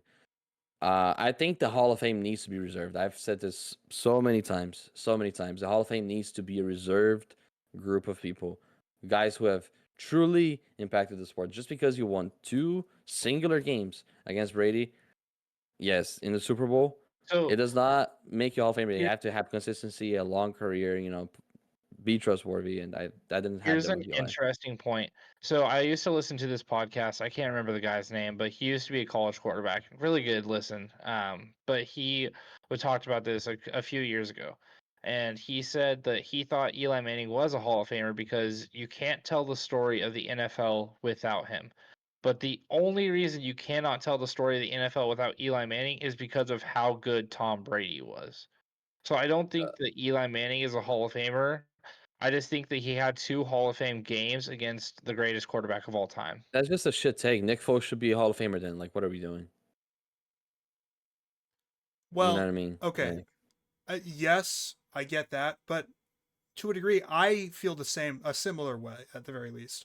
I don't think, obviously one-off Super Bowl is not telling the story of the NFL, but I do think when you think about an era of football and, your mind goes to 3 or 4 guys, generally speaking, right off the top of your head, those are the yep. guys that you reserve a Hall of Fame. And I know for a lot of people, that is the case with Eli Manning. You think about the late 2000s, early Absolutely not. 2010s, and for quarterbacks in that era, you think Eli Manning, you think Peyton Manning, you think Tom Brady, maybe Ben Roethlisberger, et cetera, et cetera. No, yeah, No, yeah, Rodgers, Drew Brees. No, yeah, Eli is at the bottom of the barrel. Philip Rivers. I didn't say that I No, think that. I said that some I know, people he's I no know. will. longer lot of people. I know, And but I just completely disagree with it. that's totally fine. That's fine to say. But that's Yeah, my point, yeah. right? Is that if I believe that that person is representative of an era, then that for me is Hall of Fame. Even if they don't have good stats, like I already don't like the stats argument as a reinforcement of who they are. I agree with that. I agree with it. But Yeah, because if it's a stats argument, then he's clearly in the Hall of Fame. I mean, he's 57,000 passing yards, plus the accolades with 366 the 2 Super touchdowns. Bowls, 100%. Yeah. So, but like I was saying right there, with how do I define an era by players? Eli Manning for me is not one of those guys. For me, he's like number 6 or 7 of that era, but he's not top 3, top 4. And so for me, I think not he's Hall 8. of Fame. Sure, that's fine. But I now, do I think he will make it? Probably. It wasn't going to be in first ballot. It was never going to be first ballot. But Absolutely not. maybe fourth or fifth ballot he can make it in. I think it's very likely. I think he shouldn't make it at all, to be honest. But well, yeah, but predicting, The I think he only will make it. season that's that's fair. the only season that's even like remotely like fuck, what's it called? Like MVP worthy. He threw for nearly 5,000 yards in 2011, and he had 29 touchdowns to 16 interceptions. That's. I mean, I'm not a stats guy, but you also want to see something there, right? I don't completely don't care for stats. I mean, it's just not. He also has Yeah. has a less than 2 touchdown to interception ratio. He has 3 seasons where he threw for more than 20 interceptions. If you want to talk stats about Eli Manning, look at his passer rating, his career passer rating. It's horrible. It's horrible. Yeah, I Career know. passer rating. Where is that? Isn't it lower than DeVito or something? Well, there's a sample his size lower career than argument passer rating there. is 84. I listen. Of course, there's a simple, but we're talking about Tommy DeVito. We're not talking about Yeah. His career we're passer not talking rating about is Zach Wilson. 84. For those who are curious, a good passer rating that you want to see in like above average quarterbacks is around 100. Yeah. I'd What is his I'd again? even say 93 to 95 is like the bar. If you get over 100, you're really good. Mhm. Really good. On that note, can you look up Tua Tagovailoa's passer rating, Jacob, please? Okay, fuck you. He throws for minimal interceptions and decent efficiency rating. Of course, it's going to be high. Well, let's just see the passer rating. Now, my preferred stat for that is QBR as opposed to I passer do like rating. QBR. QBR to me tells a Well, we better don't picture. And yes, we don't I have know. we don't have a career QBR for him on Yeah. Pro Football Reference, but his highest was 71 and his lowest is 36. Yeah, that's just not. 36 And is he rough. often sat in the 40s. Yeah. Tua has a passer rating of 98 in his career. Woo. Congratulations. You throw for low interceptions in an offense that gets the ball out fast. That makes sense. The ball gets out fast because Chris Greer and Mike McDaniel, they just continue to neglect the offensive line. Supposedly, Okay. According to the nerd, okay, I like to call him the nerd, they're investing on offensive line in both the draft and free agency. I just want to see how true that's going to unfold. Well, let's see.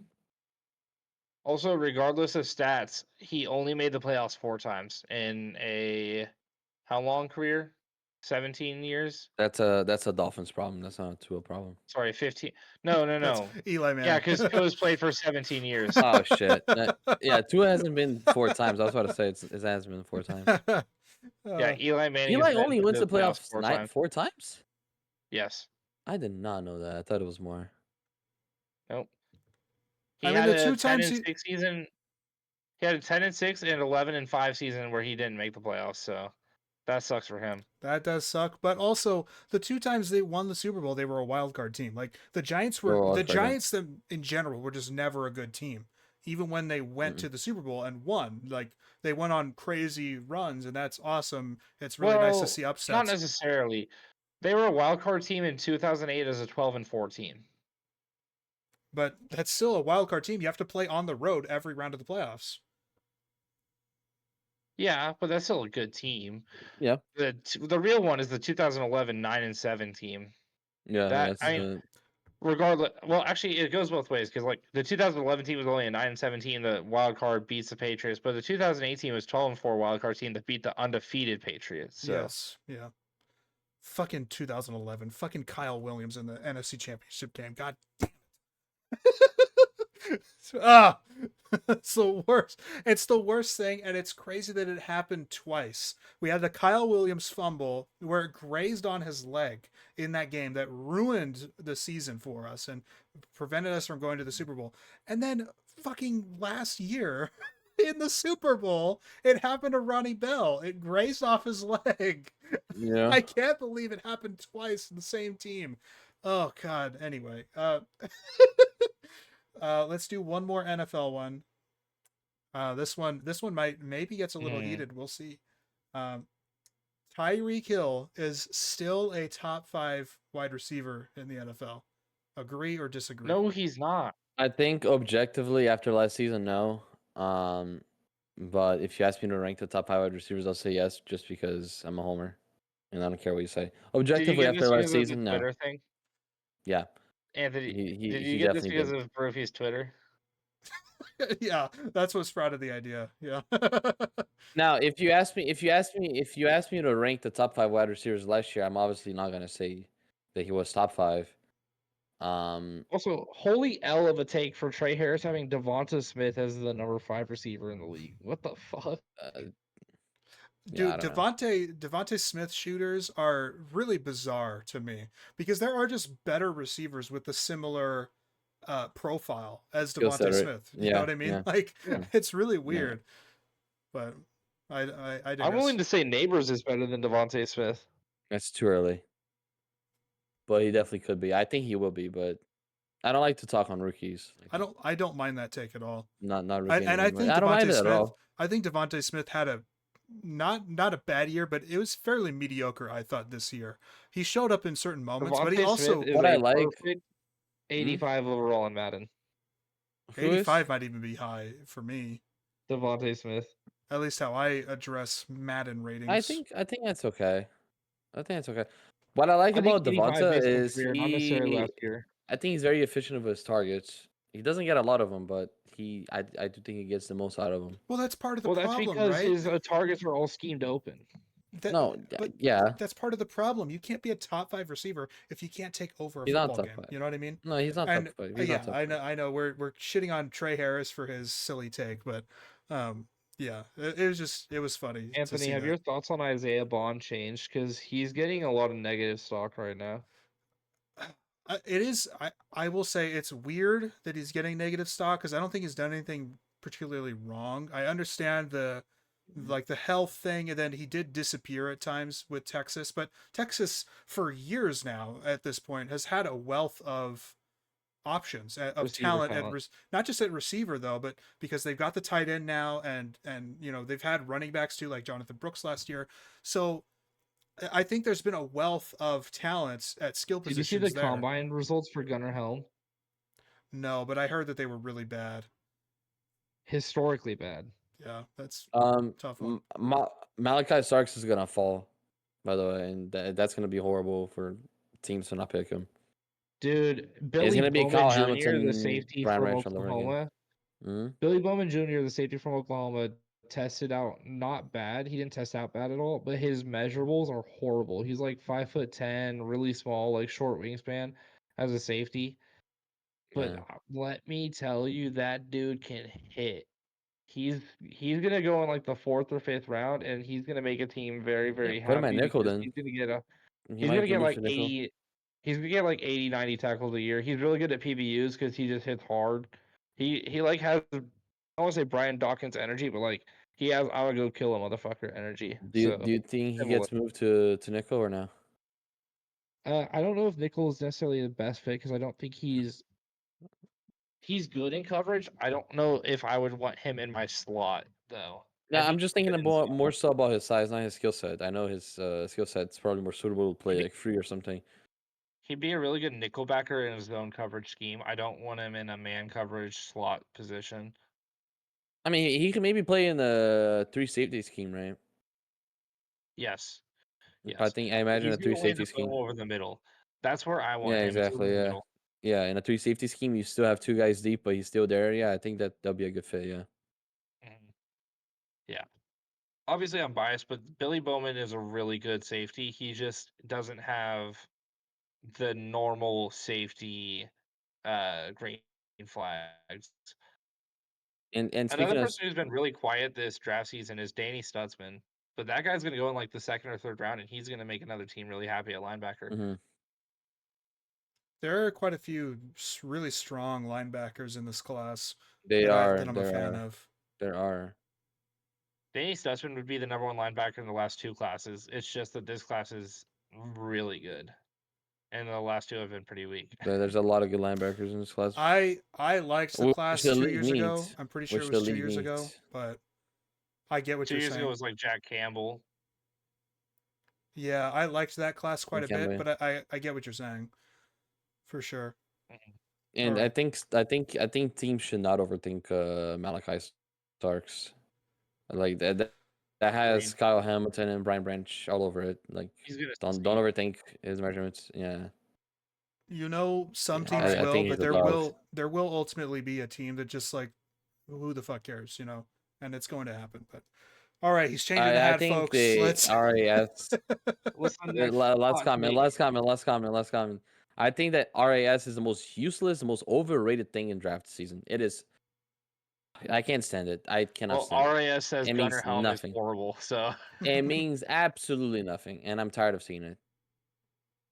Well, we'll see if time is kind to your words, I suppose. But all right, I mean, so physicals are just not over skill real set. quick. Gunnar Helm has the 1,202nd ranked tight end from 1987 to 2025 on his RAS score. And obviously, that's not great. Okay, don't Or- get me wrong. I wanna see guys with good measurements, but He's I will always take a skill 776 set. out of 1,202. Okay. But his composite size grade is okay. He did not qualify on explosive grade because he was really bad on his vertical. Oh, that's And lovely. and he ran a 4.940 as a tight end, who's supposed to be a receiving tight end. 4.9? 4.98. Bro, this guy is Travis Kelce entering the league. Like, what is he on? His- Like what? that's funny. That's a compliment. He only weighs 240 pounds. 240. Yeah. Yeah, guys. This was legit the Travis third ranked Kelce. tight end going into the combine. Holy shit. Yeah, for positions like tight end, that's where physicals actually really do matter. But Yeah, he's Um, gonna fall off a cliff on that.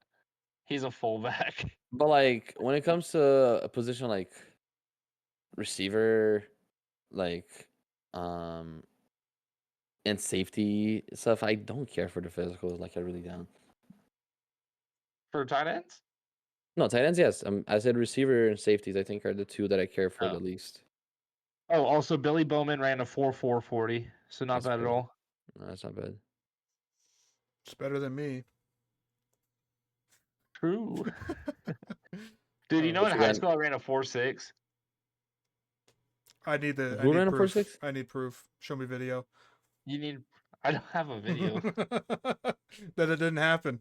I'm sorry. Oh, okay. All right. What you got next? So I've got a basketball one for you folks.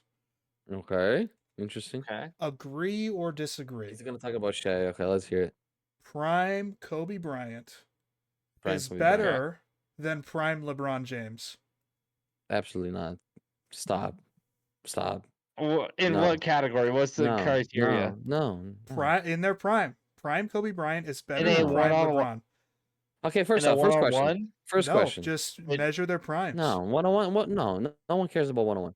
In a one-on-one is Kobe for sure. Okay, but we don't care about one-on-ones. Shut up, Which Roofy. LeBron Shut up, Prime? Roofy. Which LeBron Prime? First off, which LeBron Prime? Okay, I think his Shut up, Roofy. As a bucket getter, it's Kobe.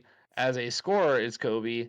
As an offensive weapon, it's Kobe. Stop. As everything else is LeBron. No. So No. I think Barufi, to answer your question. Now, maybe we disagree, but I do think his peak is with the Heat. It's either the Heat or the second time Or- the Cavs. Yeah. I was One gonna of say the two. So 2015 Cavs. let's just say like mid 2010s, early to mid 2010s. Yeah, around that area. Yeah, around that area. Yeah. So which one? Prime Kobe or prime I'm taking LeBron? LeBron. I'm taking LeBron. I'm taking LeBron. Way more consistent, way more complete. He can do literally anything I ask of him. Kobe's is the better. He's more skilled, and that's about it. Kobe defends the perimeter better. Everything else is LeBron. Passing, finishing, driving, literally IQ, literally anything. It's perimeter defense, and Kobe's more skilled. That's it. Jacob.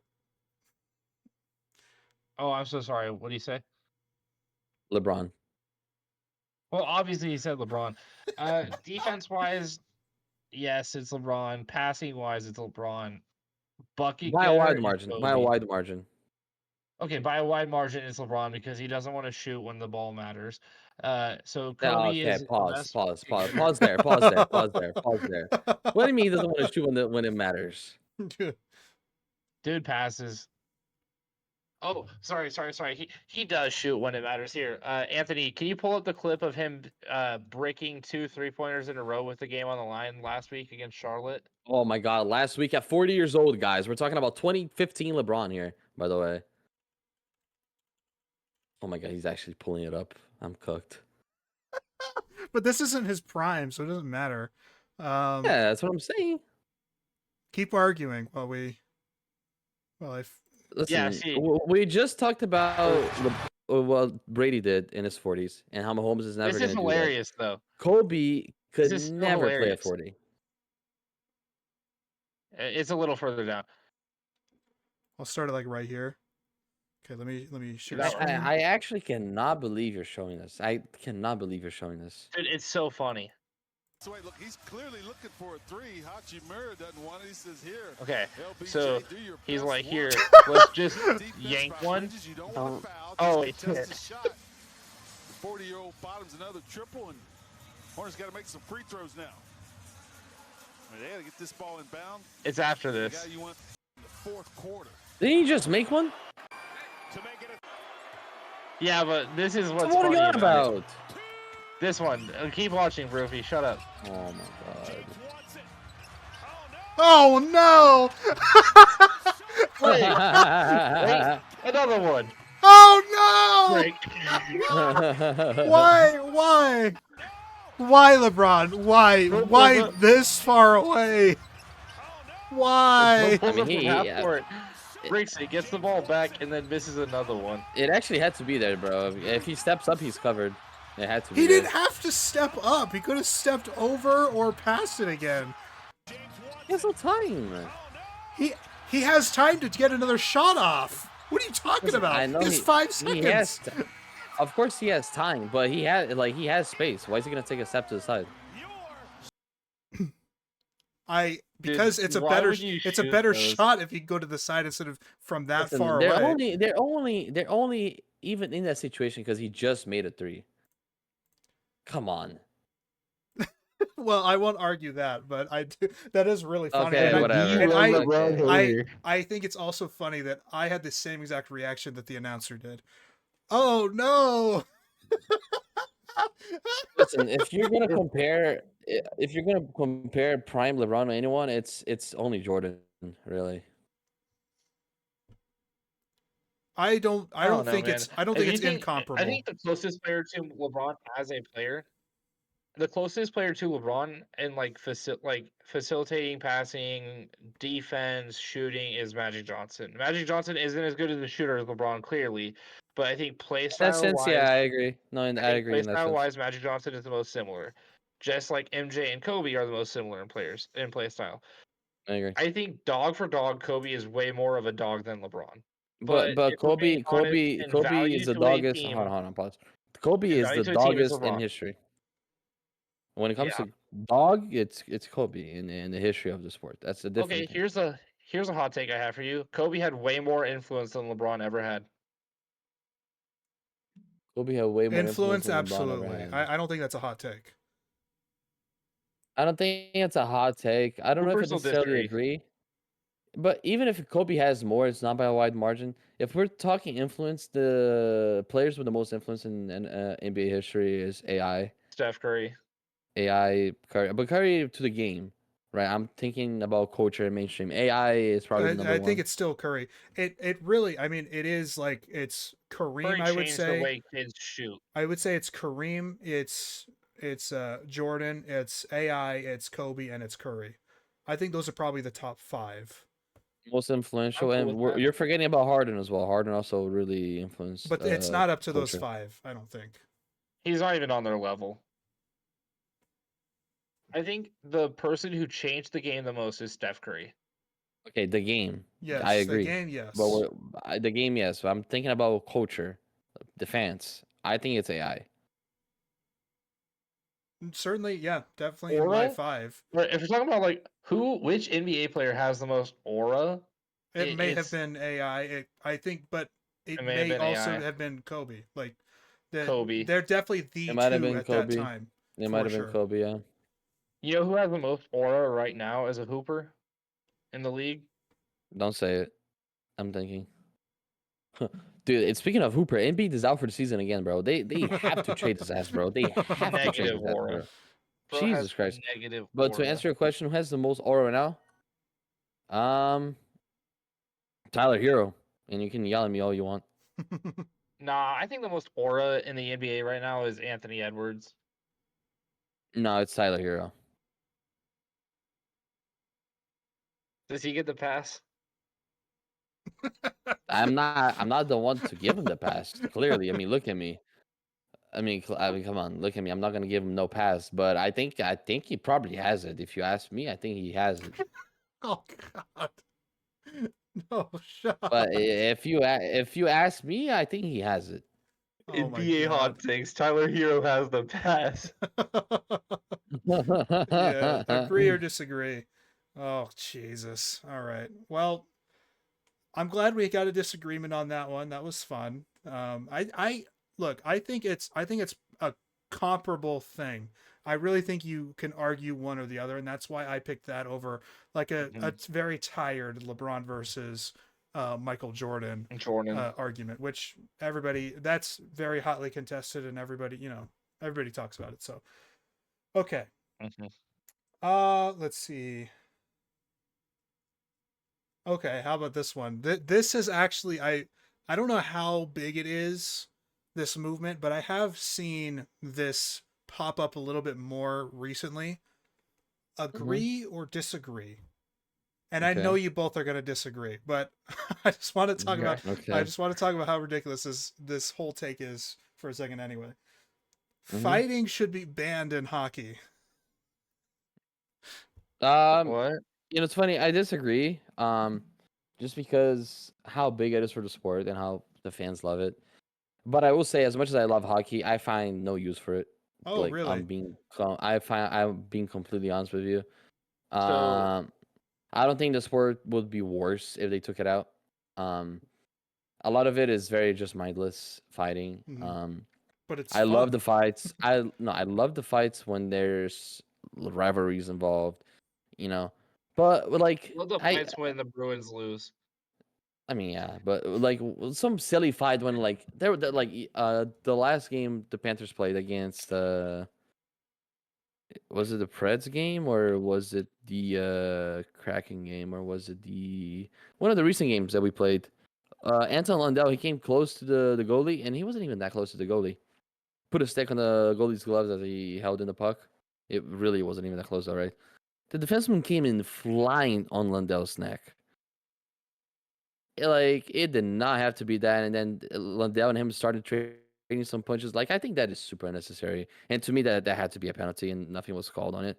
By the way, um, I like the fights. I think they're fun, but sometimes I think they're mindless and don't really add to it. I think they have to have a purpose. But Um, just to answer your question simply, I disagree. I think as a product, the fights are entertaining. I find hockey fans that are strictly hockey fans for the fights to be extremely annoying. Very annoying. And so for that sake, I don't they shouldn't be bad. So I do disagree, but I don't think the sport changes in any way, shape, or form as a quality product if they are. Mhm. Actually, I think I would argue that it probably becomes a better product if fighting is banned. Oh, interesting. Okay. So you guys both, I expect you both to disagree, like I said, but you guys both are a lot more, uh, like very lukewarm on it. I was a bit surprised by that. I think my sense on it is that it's better when there's stories involved. Sure. Like those fights with Canada and US, I mean that was fantastic. Yeah. That was That was phenomenal. fantastic. You know. But then let's say a game starts and then let's say it's the Panthers and I'll say the Predators again. And then suddenly the start of the game, Matthew Tkachuk and Steven Stamkos drop the gloves. Like who cares, bro? Like why are they dropping the gloves? What the fuck for? Mm-hmm. You know what I mean? The Preds are practically eliminated. I'm not sure how they're doing now. They've been winning some games, but like there's no reason to. You know what I mean? Right. But one thing I love about hockey players, and this is maybe something that counters all my points, is that hockey players, they love the sport and they always play with intensity. So they play physical, they fight. It doesn't matter the game, doesn't matter the situation, the time, and that's something I love about hockey and the hockey players. So maybe I that's think part of hockey why is they the fight. sport that has changed the least from my birth to current day. I really appreciate how they have stuck to the game, contrary to the NFL that has gotten super soft on defense.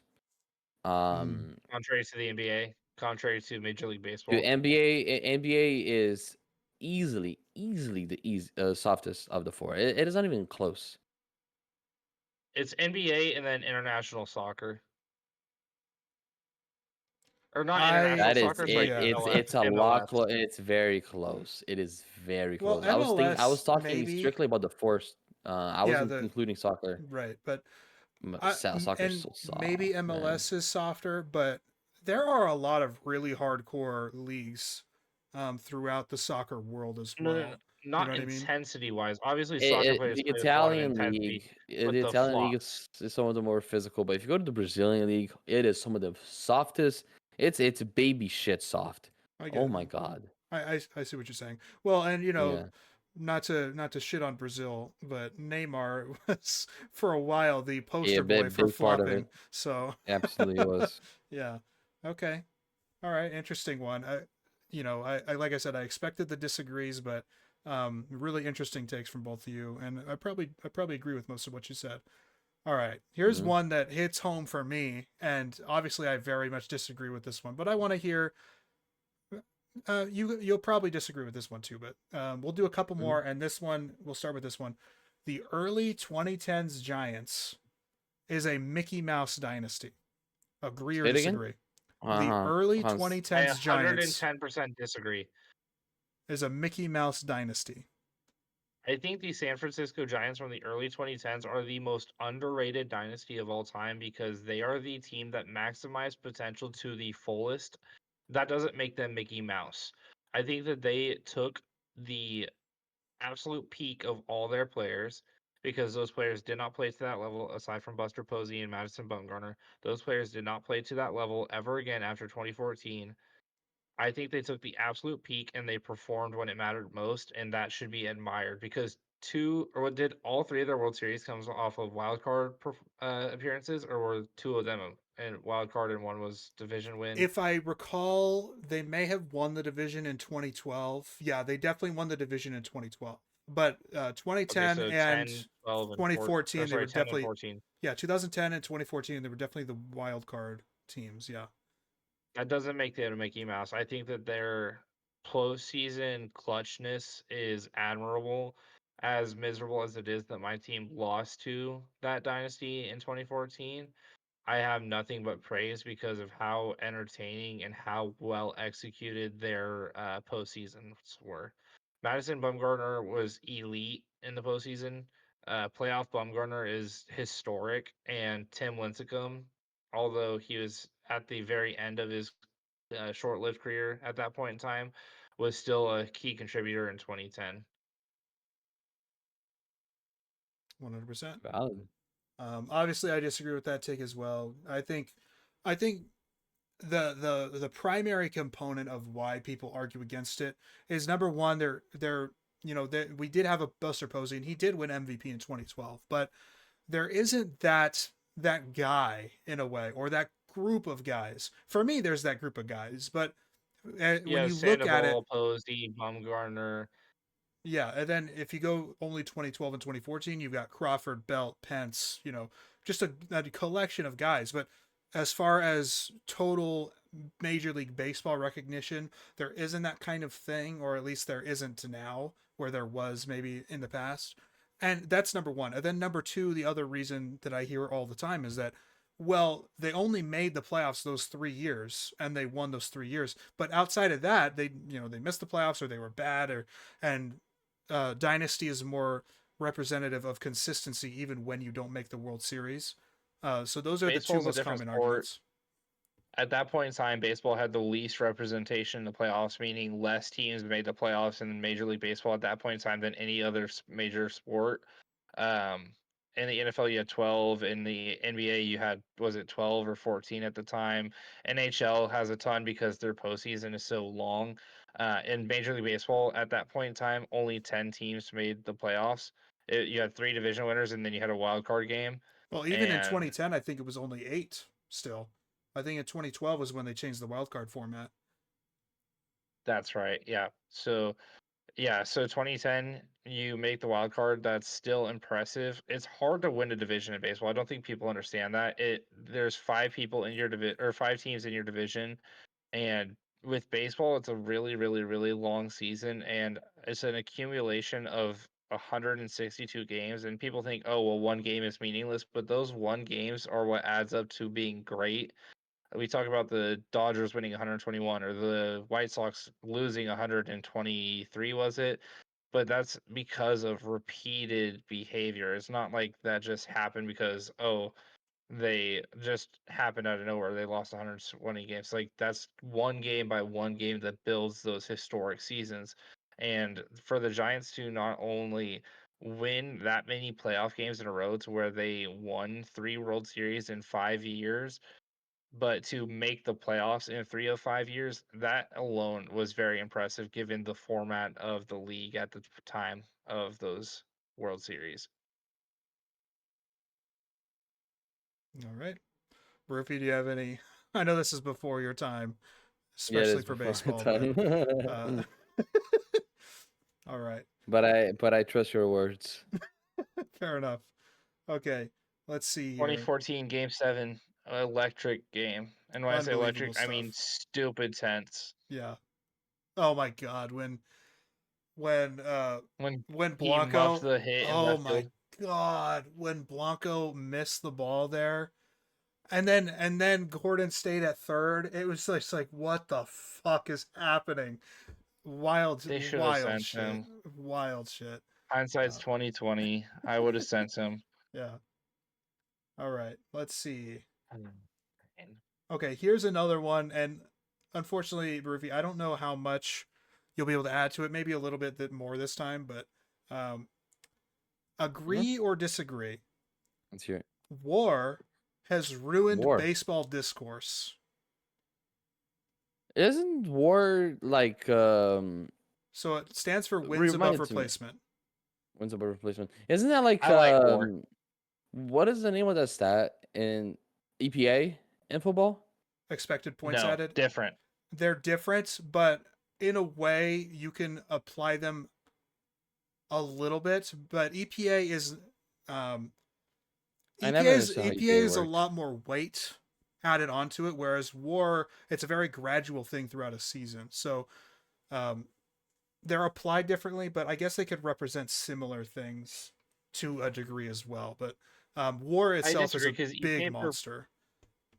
EPA and EPA per play can be highly changed by like let's say a running back runs for 98 yards in one run. That can greatly affect EPA on his entire season, for example, because it's such a short season and only 16 games.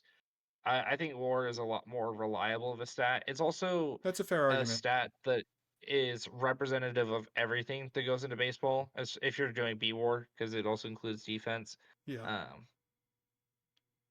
And then Fangraphs WAR includes framing for catchers. So like they both have their ups and downs, but I think that it is a really good way for casuals to numerically quantify baseball players as a value to try and turn their production into a number. I think WAR is the best way of doing that. Average or batting average is clearly a stat in the past.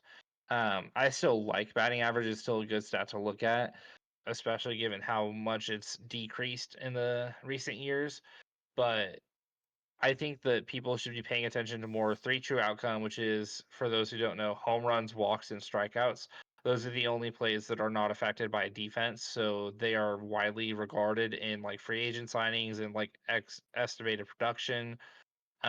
So three true outcome has its place in baseball, but I think that people undervalue WAR because they don't factor in steals and run production and defense enough. If you want to do an all-encompassing hitting stat that is to quantify how good a baseball player is at hitting and scoring, I think WRC plus is a more usable stat to follow. And then I think total zone rating is the best way to quantify defensive value. So if you are just a casual who doesn't know a lot about sports and baseball, I think WAR is for you. If you're a little bit more invested in the sport, I think the stats that you should be looking at are WRC plus and total zone. Okay. So you would disagree then that war has ruined baseball discourse. You disagree. Yes, it doesn't ruin anything. It just makes casuals have something that they can base their judgment off of. Okay. Burfy? Not necessarily a critique to war, but I hate when a person's first argument is like, "Oh, but this guy's so and so stat." Like when I evaluate the players that I'm evaluating, I look at their skill set. I see what I see with my own two eyes. I see their situation around them. But obviously, for baseball, that doesn't apply as much because it is more of a stat-based It almost doesn't sport, apply at all. right? Pretty much everything Because in of what you do. baseball is measured by a stat. So it's so much Is more I know like you don't have to look at a exactly. player ever and you could know how good they are just based on their charts. Exactly, and I was just gonna get to that. Baseball is an anomaly to that because it's not like football where you have like a drawing board, quote unquote, where you, like there's so many variables involved. It is the guy and what you Except see. I will disagree. Stats tell positive outcomes. They don't explain how the positive outcome happened. Uh, and this is why I disagree with, like, obviously baseball probably is the one where stats tell the most truth, but the best example I can give right now is Tim Anderson as a guy who had amazing stats, was it 3 or 4 years in a row? But it was almost entirely luck outcome because he had an extremely high BABIP. For those who don't know But what BABIP is, because baseball has like 1,000 different stats, BABIP is batting average on balls in play. Typically, if you have upwards of I think it's like 700, 600 BABIP, then you're like extremely lucky because that means that if you put a ball in play, it's like that 60 to 70% of the time you're getting on base because part of baseball is just getting the ball in play. So if you have like upwards of like 60-70% of BABIP, you have like really good luck. If it's anywhere below 400, you have like really bad luck. And I think Tim Anderson had like the highest BABIP in the league like 3 years in a row, and it like was all on like soft hit contact, but he just hit it at a launch angle to where it just was always dropping for a hit. But that's why I disagree with the stats tell the whole truth but with that's But baseball. but that's part of my point though, right? Is that maybe the one stat of batting average doesn't tell a story, but when you add BABIP to it, you're like, okay, so this person has a high exactly, I was average, just gonna but get they're to that. also lucky. So I Yeah, still think you do exactly. see the full story with stats. You can't just hyper focus on one stat because there are On the 1,000 one different side, yeah, stats. there's You know there's what a I mean? combination of stats in baseball, right? I think if you compare the 4 leagues, the 4 sports, and I like to do this to compare because they're all very different. But baseball is, to me, clearly where the one where stats matter the most, the most indicative out of the 4, right? Yes. With a variety of Well, stats that show different things, right? They come together to show one thing anyway. I think baseball has the stat that if you hit this benchmark, you are a good player. Yeah. Like obviously with football, like if you throw for 5,000 passing yards, you had a good season. Like I don't think there's any dispute on that, except Yeah. for the Jameis Winston 30-30 year. I think that's the only 50 or 5,000 passing yard Yeah, but then season you also have that's to a look at good year. you have to look at the rest of the stats, yeah. But I think baseball is the only sport that has a singular stat where if someone has that benchmark of that stat, they had a good season no matter what. And I think that is if you have 8 or more WAR as a baseball player, you had a great season. And I don't think that there's any discussion. That is a lot, Jacob. What the fuck? I thought you were gonna say Yeah, I like was gonna three and say, a half isn't to 8? 4 WAR. That's a great Yeah, I was gonna season. say, Which isn't No, no, 8? no, that's like, what I would agree. But 8 is okay, sorry, insane. sorry, sorry. 6 WAR, you are a great player guaranteed. Like no matter what. 10 WAR, you had a historic level season. Yeah, but I would still even say like a 4 WAR season is a great season. Well, I don't necessarily. Well, obviously it's a good season, but I don't think having a 4 WAR season means that you are a great player. If you want to look at WAR, for example, Hunter Dozier, you know that name? Yeah, Are you familiar? of course. Okay, Hunter Dozier has a 4 WAR season with the Royals. Okay, so then he had one great season. I wouldn't consider it that great of a season. He hit 279, had 26. Okay, yeah, maybe so. but 26 that's home my runs, point, right? 86 But that's RBIs. my point, right? Like WAR, you said it yourself. Like WAR is that one catch-all stat that can represent how good a season is. And if our benchmark is 4, and if he hit a 4 WAR season, then that was a great season, at least in my opinion. Now, maybe your benchmark is higher, and that's fine. But I think 6 is a little too high. 8 is obviously too high. Then 10, like you said, 10 is a historic like that. You can count how many times on 4 hands, how many times that's happened, basically. Um, you know what I Yeah. mean? So, Hey, okay, all I'm saying is Bobby Witt Jr. has only played how many seasons in Major League Baseball? 3, and he already has 15 WAR. yeah, that's a great player. Uh, That's a great player. yeah, he was a 9.5 WAR player last year, as far as baseball reference goes. Mhm. How much Fangraphs WAR did he have? But the reason that I bring up this as a topic in general is because I have heard the takes from a crowd of people that do believe that this whole, using one stat as a catch-all to determine if someone's good or not, and because other certain stats also benefit WAR more than other stats, and so you can be a good baseball player but not collect WAR. Whereas other players that might not even be as good still collect a lot of WAR, and so a lot of people are very critical of that and do say that it kind of has ruined baseball discourse because now it's all about WAR. So I thought it was an interesting. Fangraphs loves Bobby Witt Jr. He has 19 WAR in his career with them. He was a 10.5 WAR player last year. Yeah, Fangraphs definitely gives more WAR out to each player every year, generally speaking, especially to obviously the upper echelon. Um, yeah. Mm-hmm. Okay. Sorry, continue on. Let's do one more to close it out. Okay. Also, BABIP isn't always necessarily indicative of luck. Like Bobby Witt Jr., he had a 354 BABIP last. Sorry, I was way off on my BABIP numbers. By the way, like above I kind of 330 is like figured. I kind of figured, but I yeah, just went I along with had it. it wrong. Above 330 is a really good BABIP. Anything below like 260 is unlucky. He had like a 350 BABIP last year, which for most people that would be considered lucky. But Bobby Witt Jr. is also in the 99th percentile on hard hit balls and barrel rating. for those who don't know, because like I said, baseball has a million fucking stats.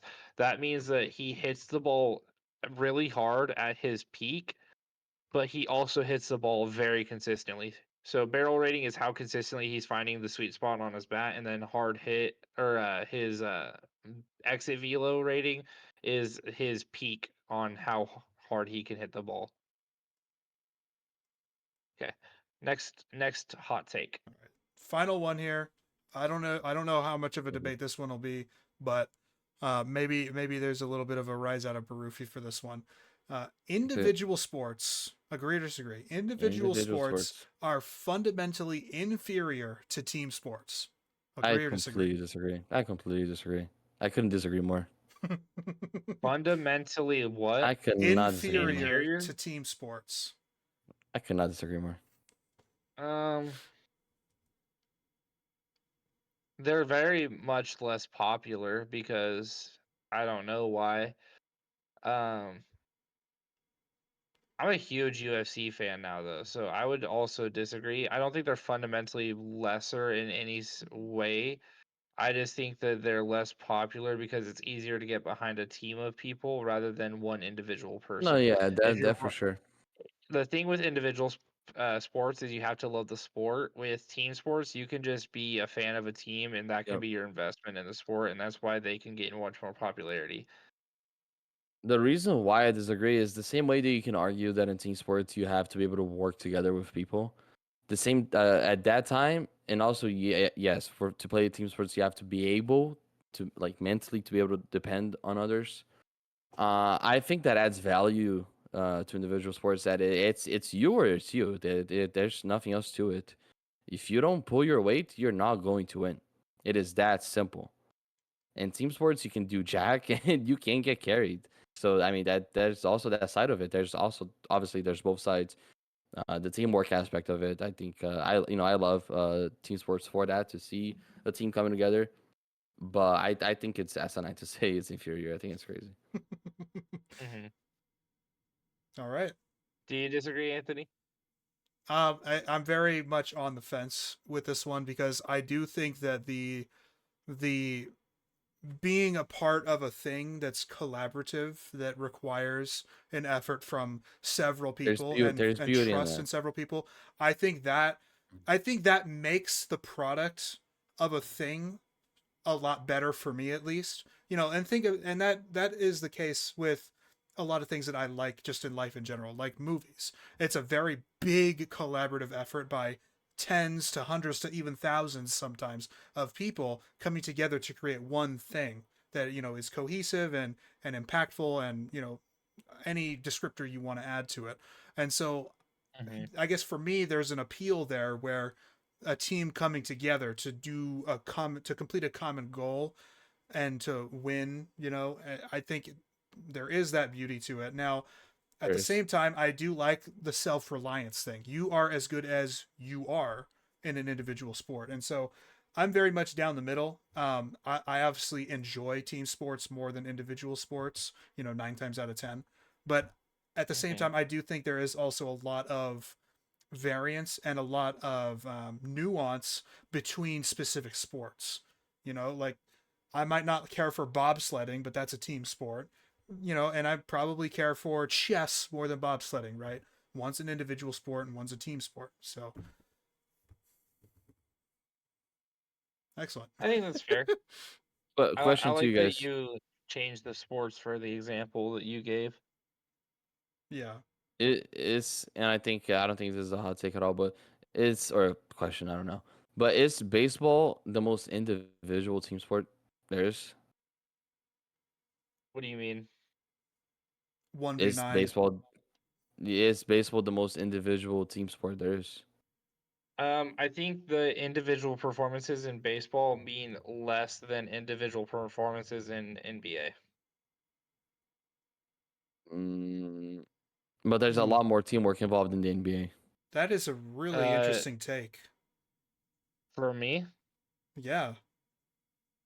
It is an interesting take from you, but at the same time, there's a lot more teamwork in the NBA than I think the NBA one star player is a lot more valuable than one star player in the MLB. Well, I agree with that they're just because they're playing more. I agree with that just because they're playing more. I would also say that is acceptable because there are 5 players on an NBA court versus Yep. 9 on an Yeah. MLB field. And So the minutes that they play, right? yeah, but at the same time, I think I don't know. That is a really interesting conundrum because But you can see an NBA player just take over a game and the game's over. Yeah.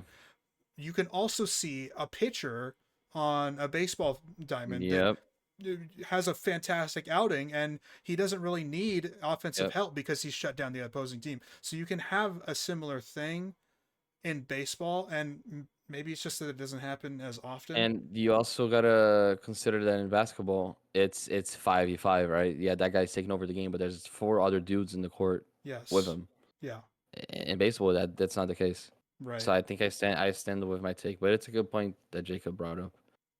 Yeah, very interesting. I think that pitcher the- is the most I think pitcher is the most individual position Single in any position sport. in any team sports, I agree with that. Yes. But I don't think any 1000%.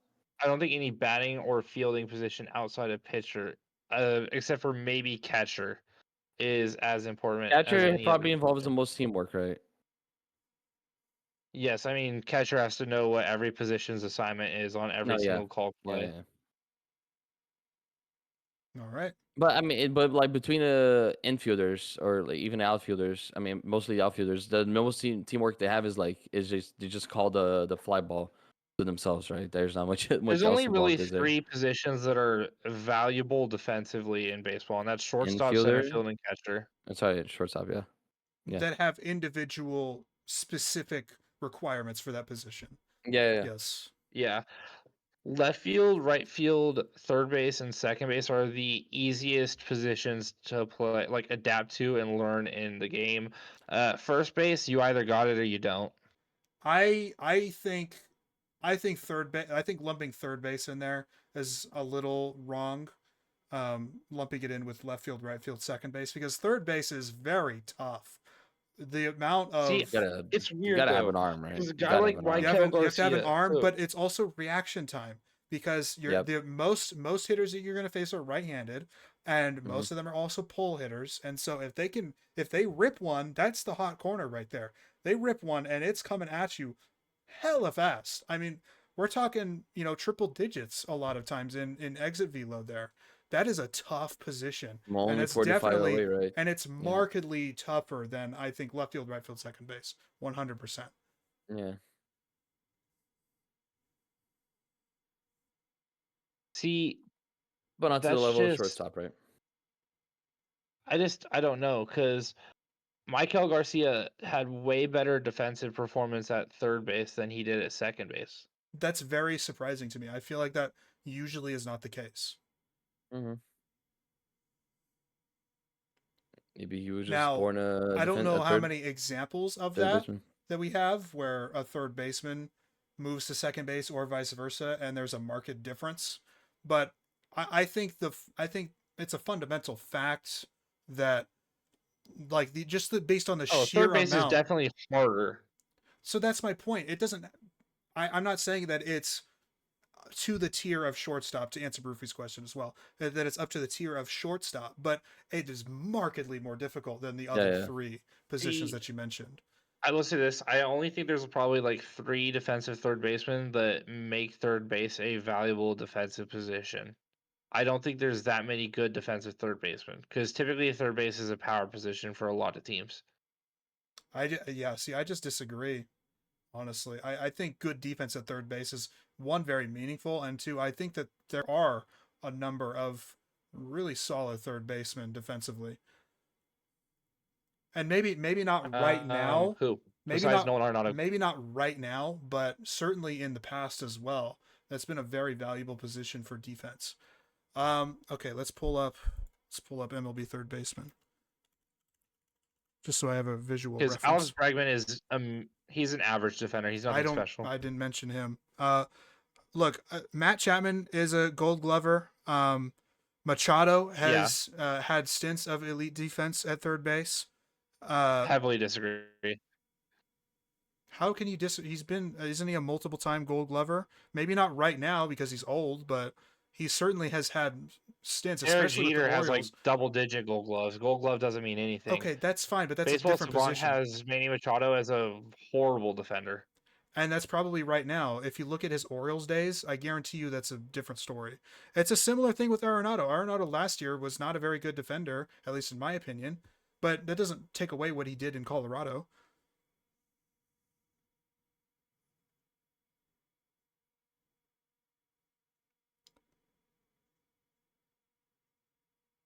Yeah, and I'm trying to find.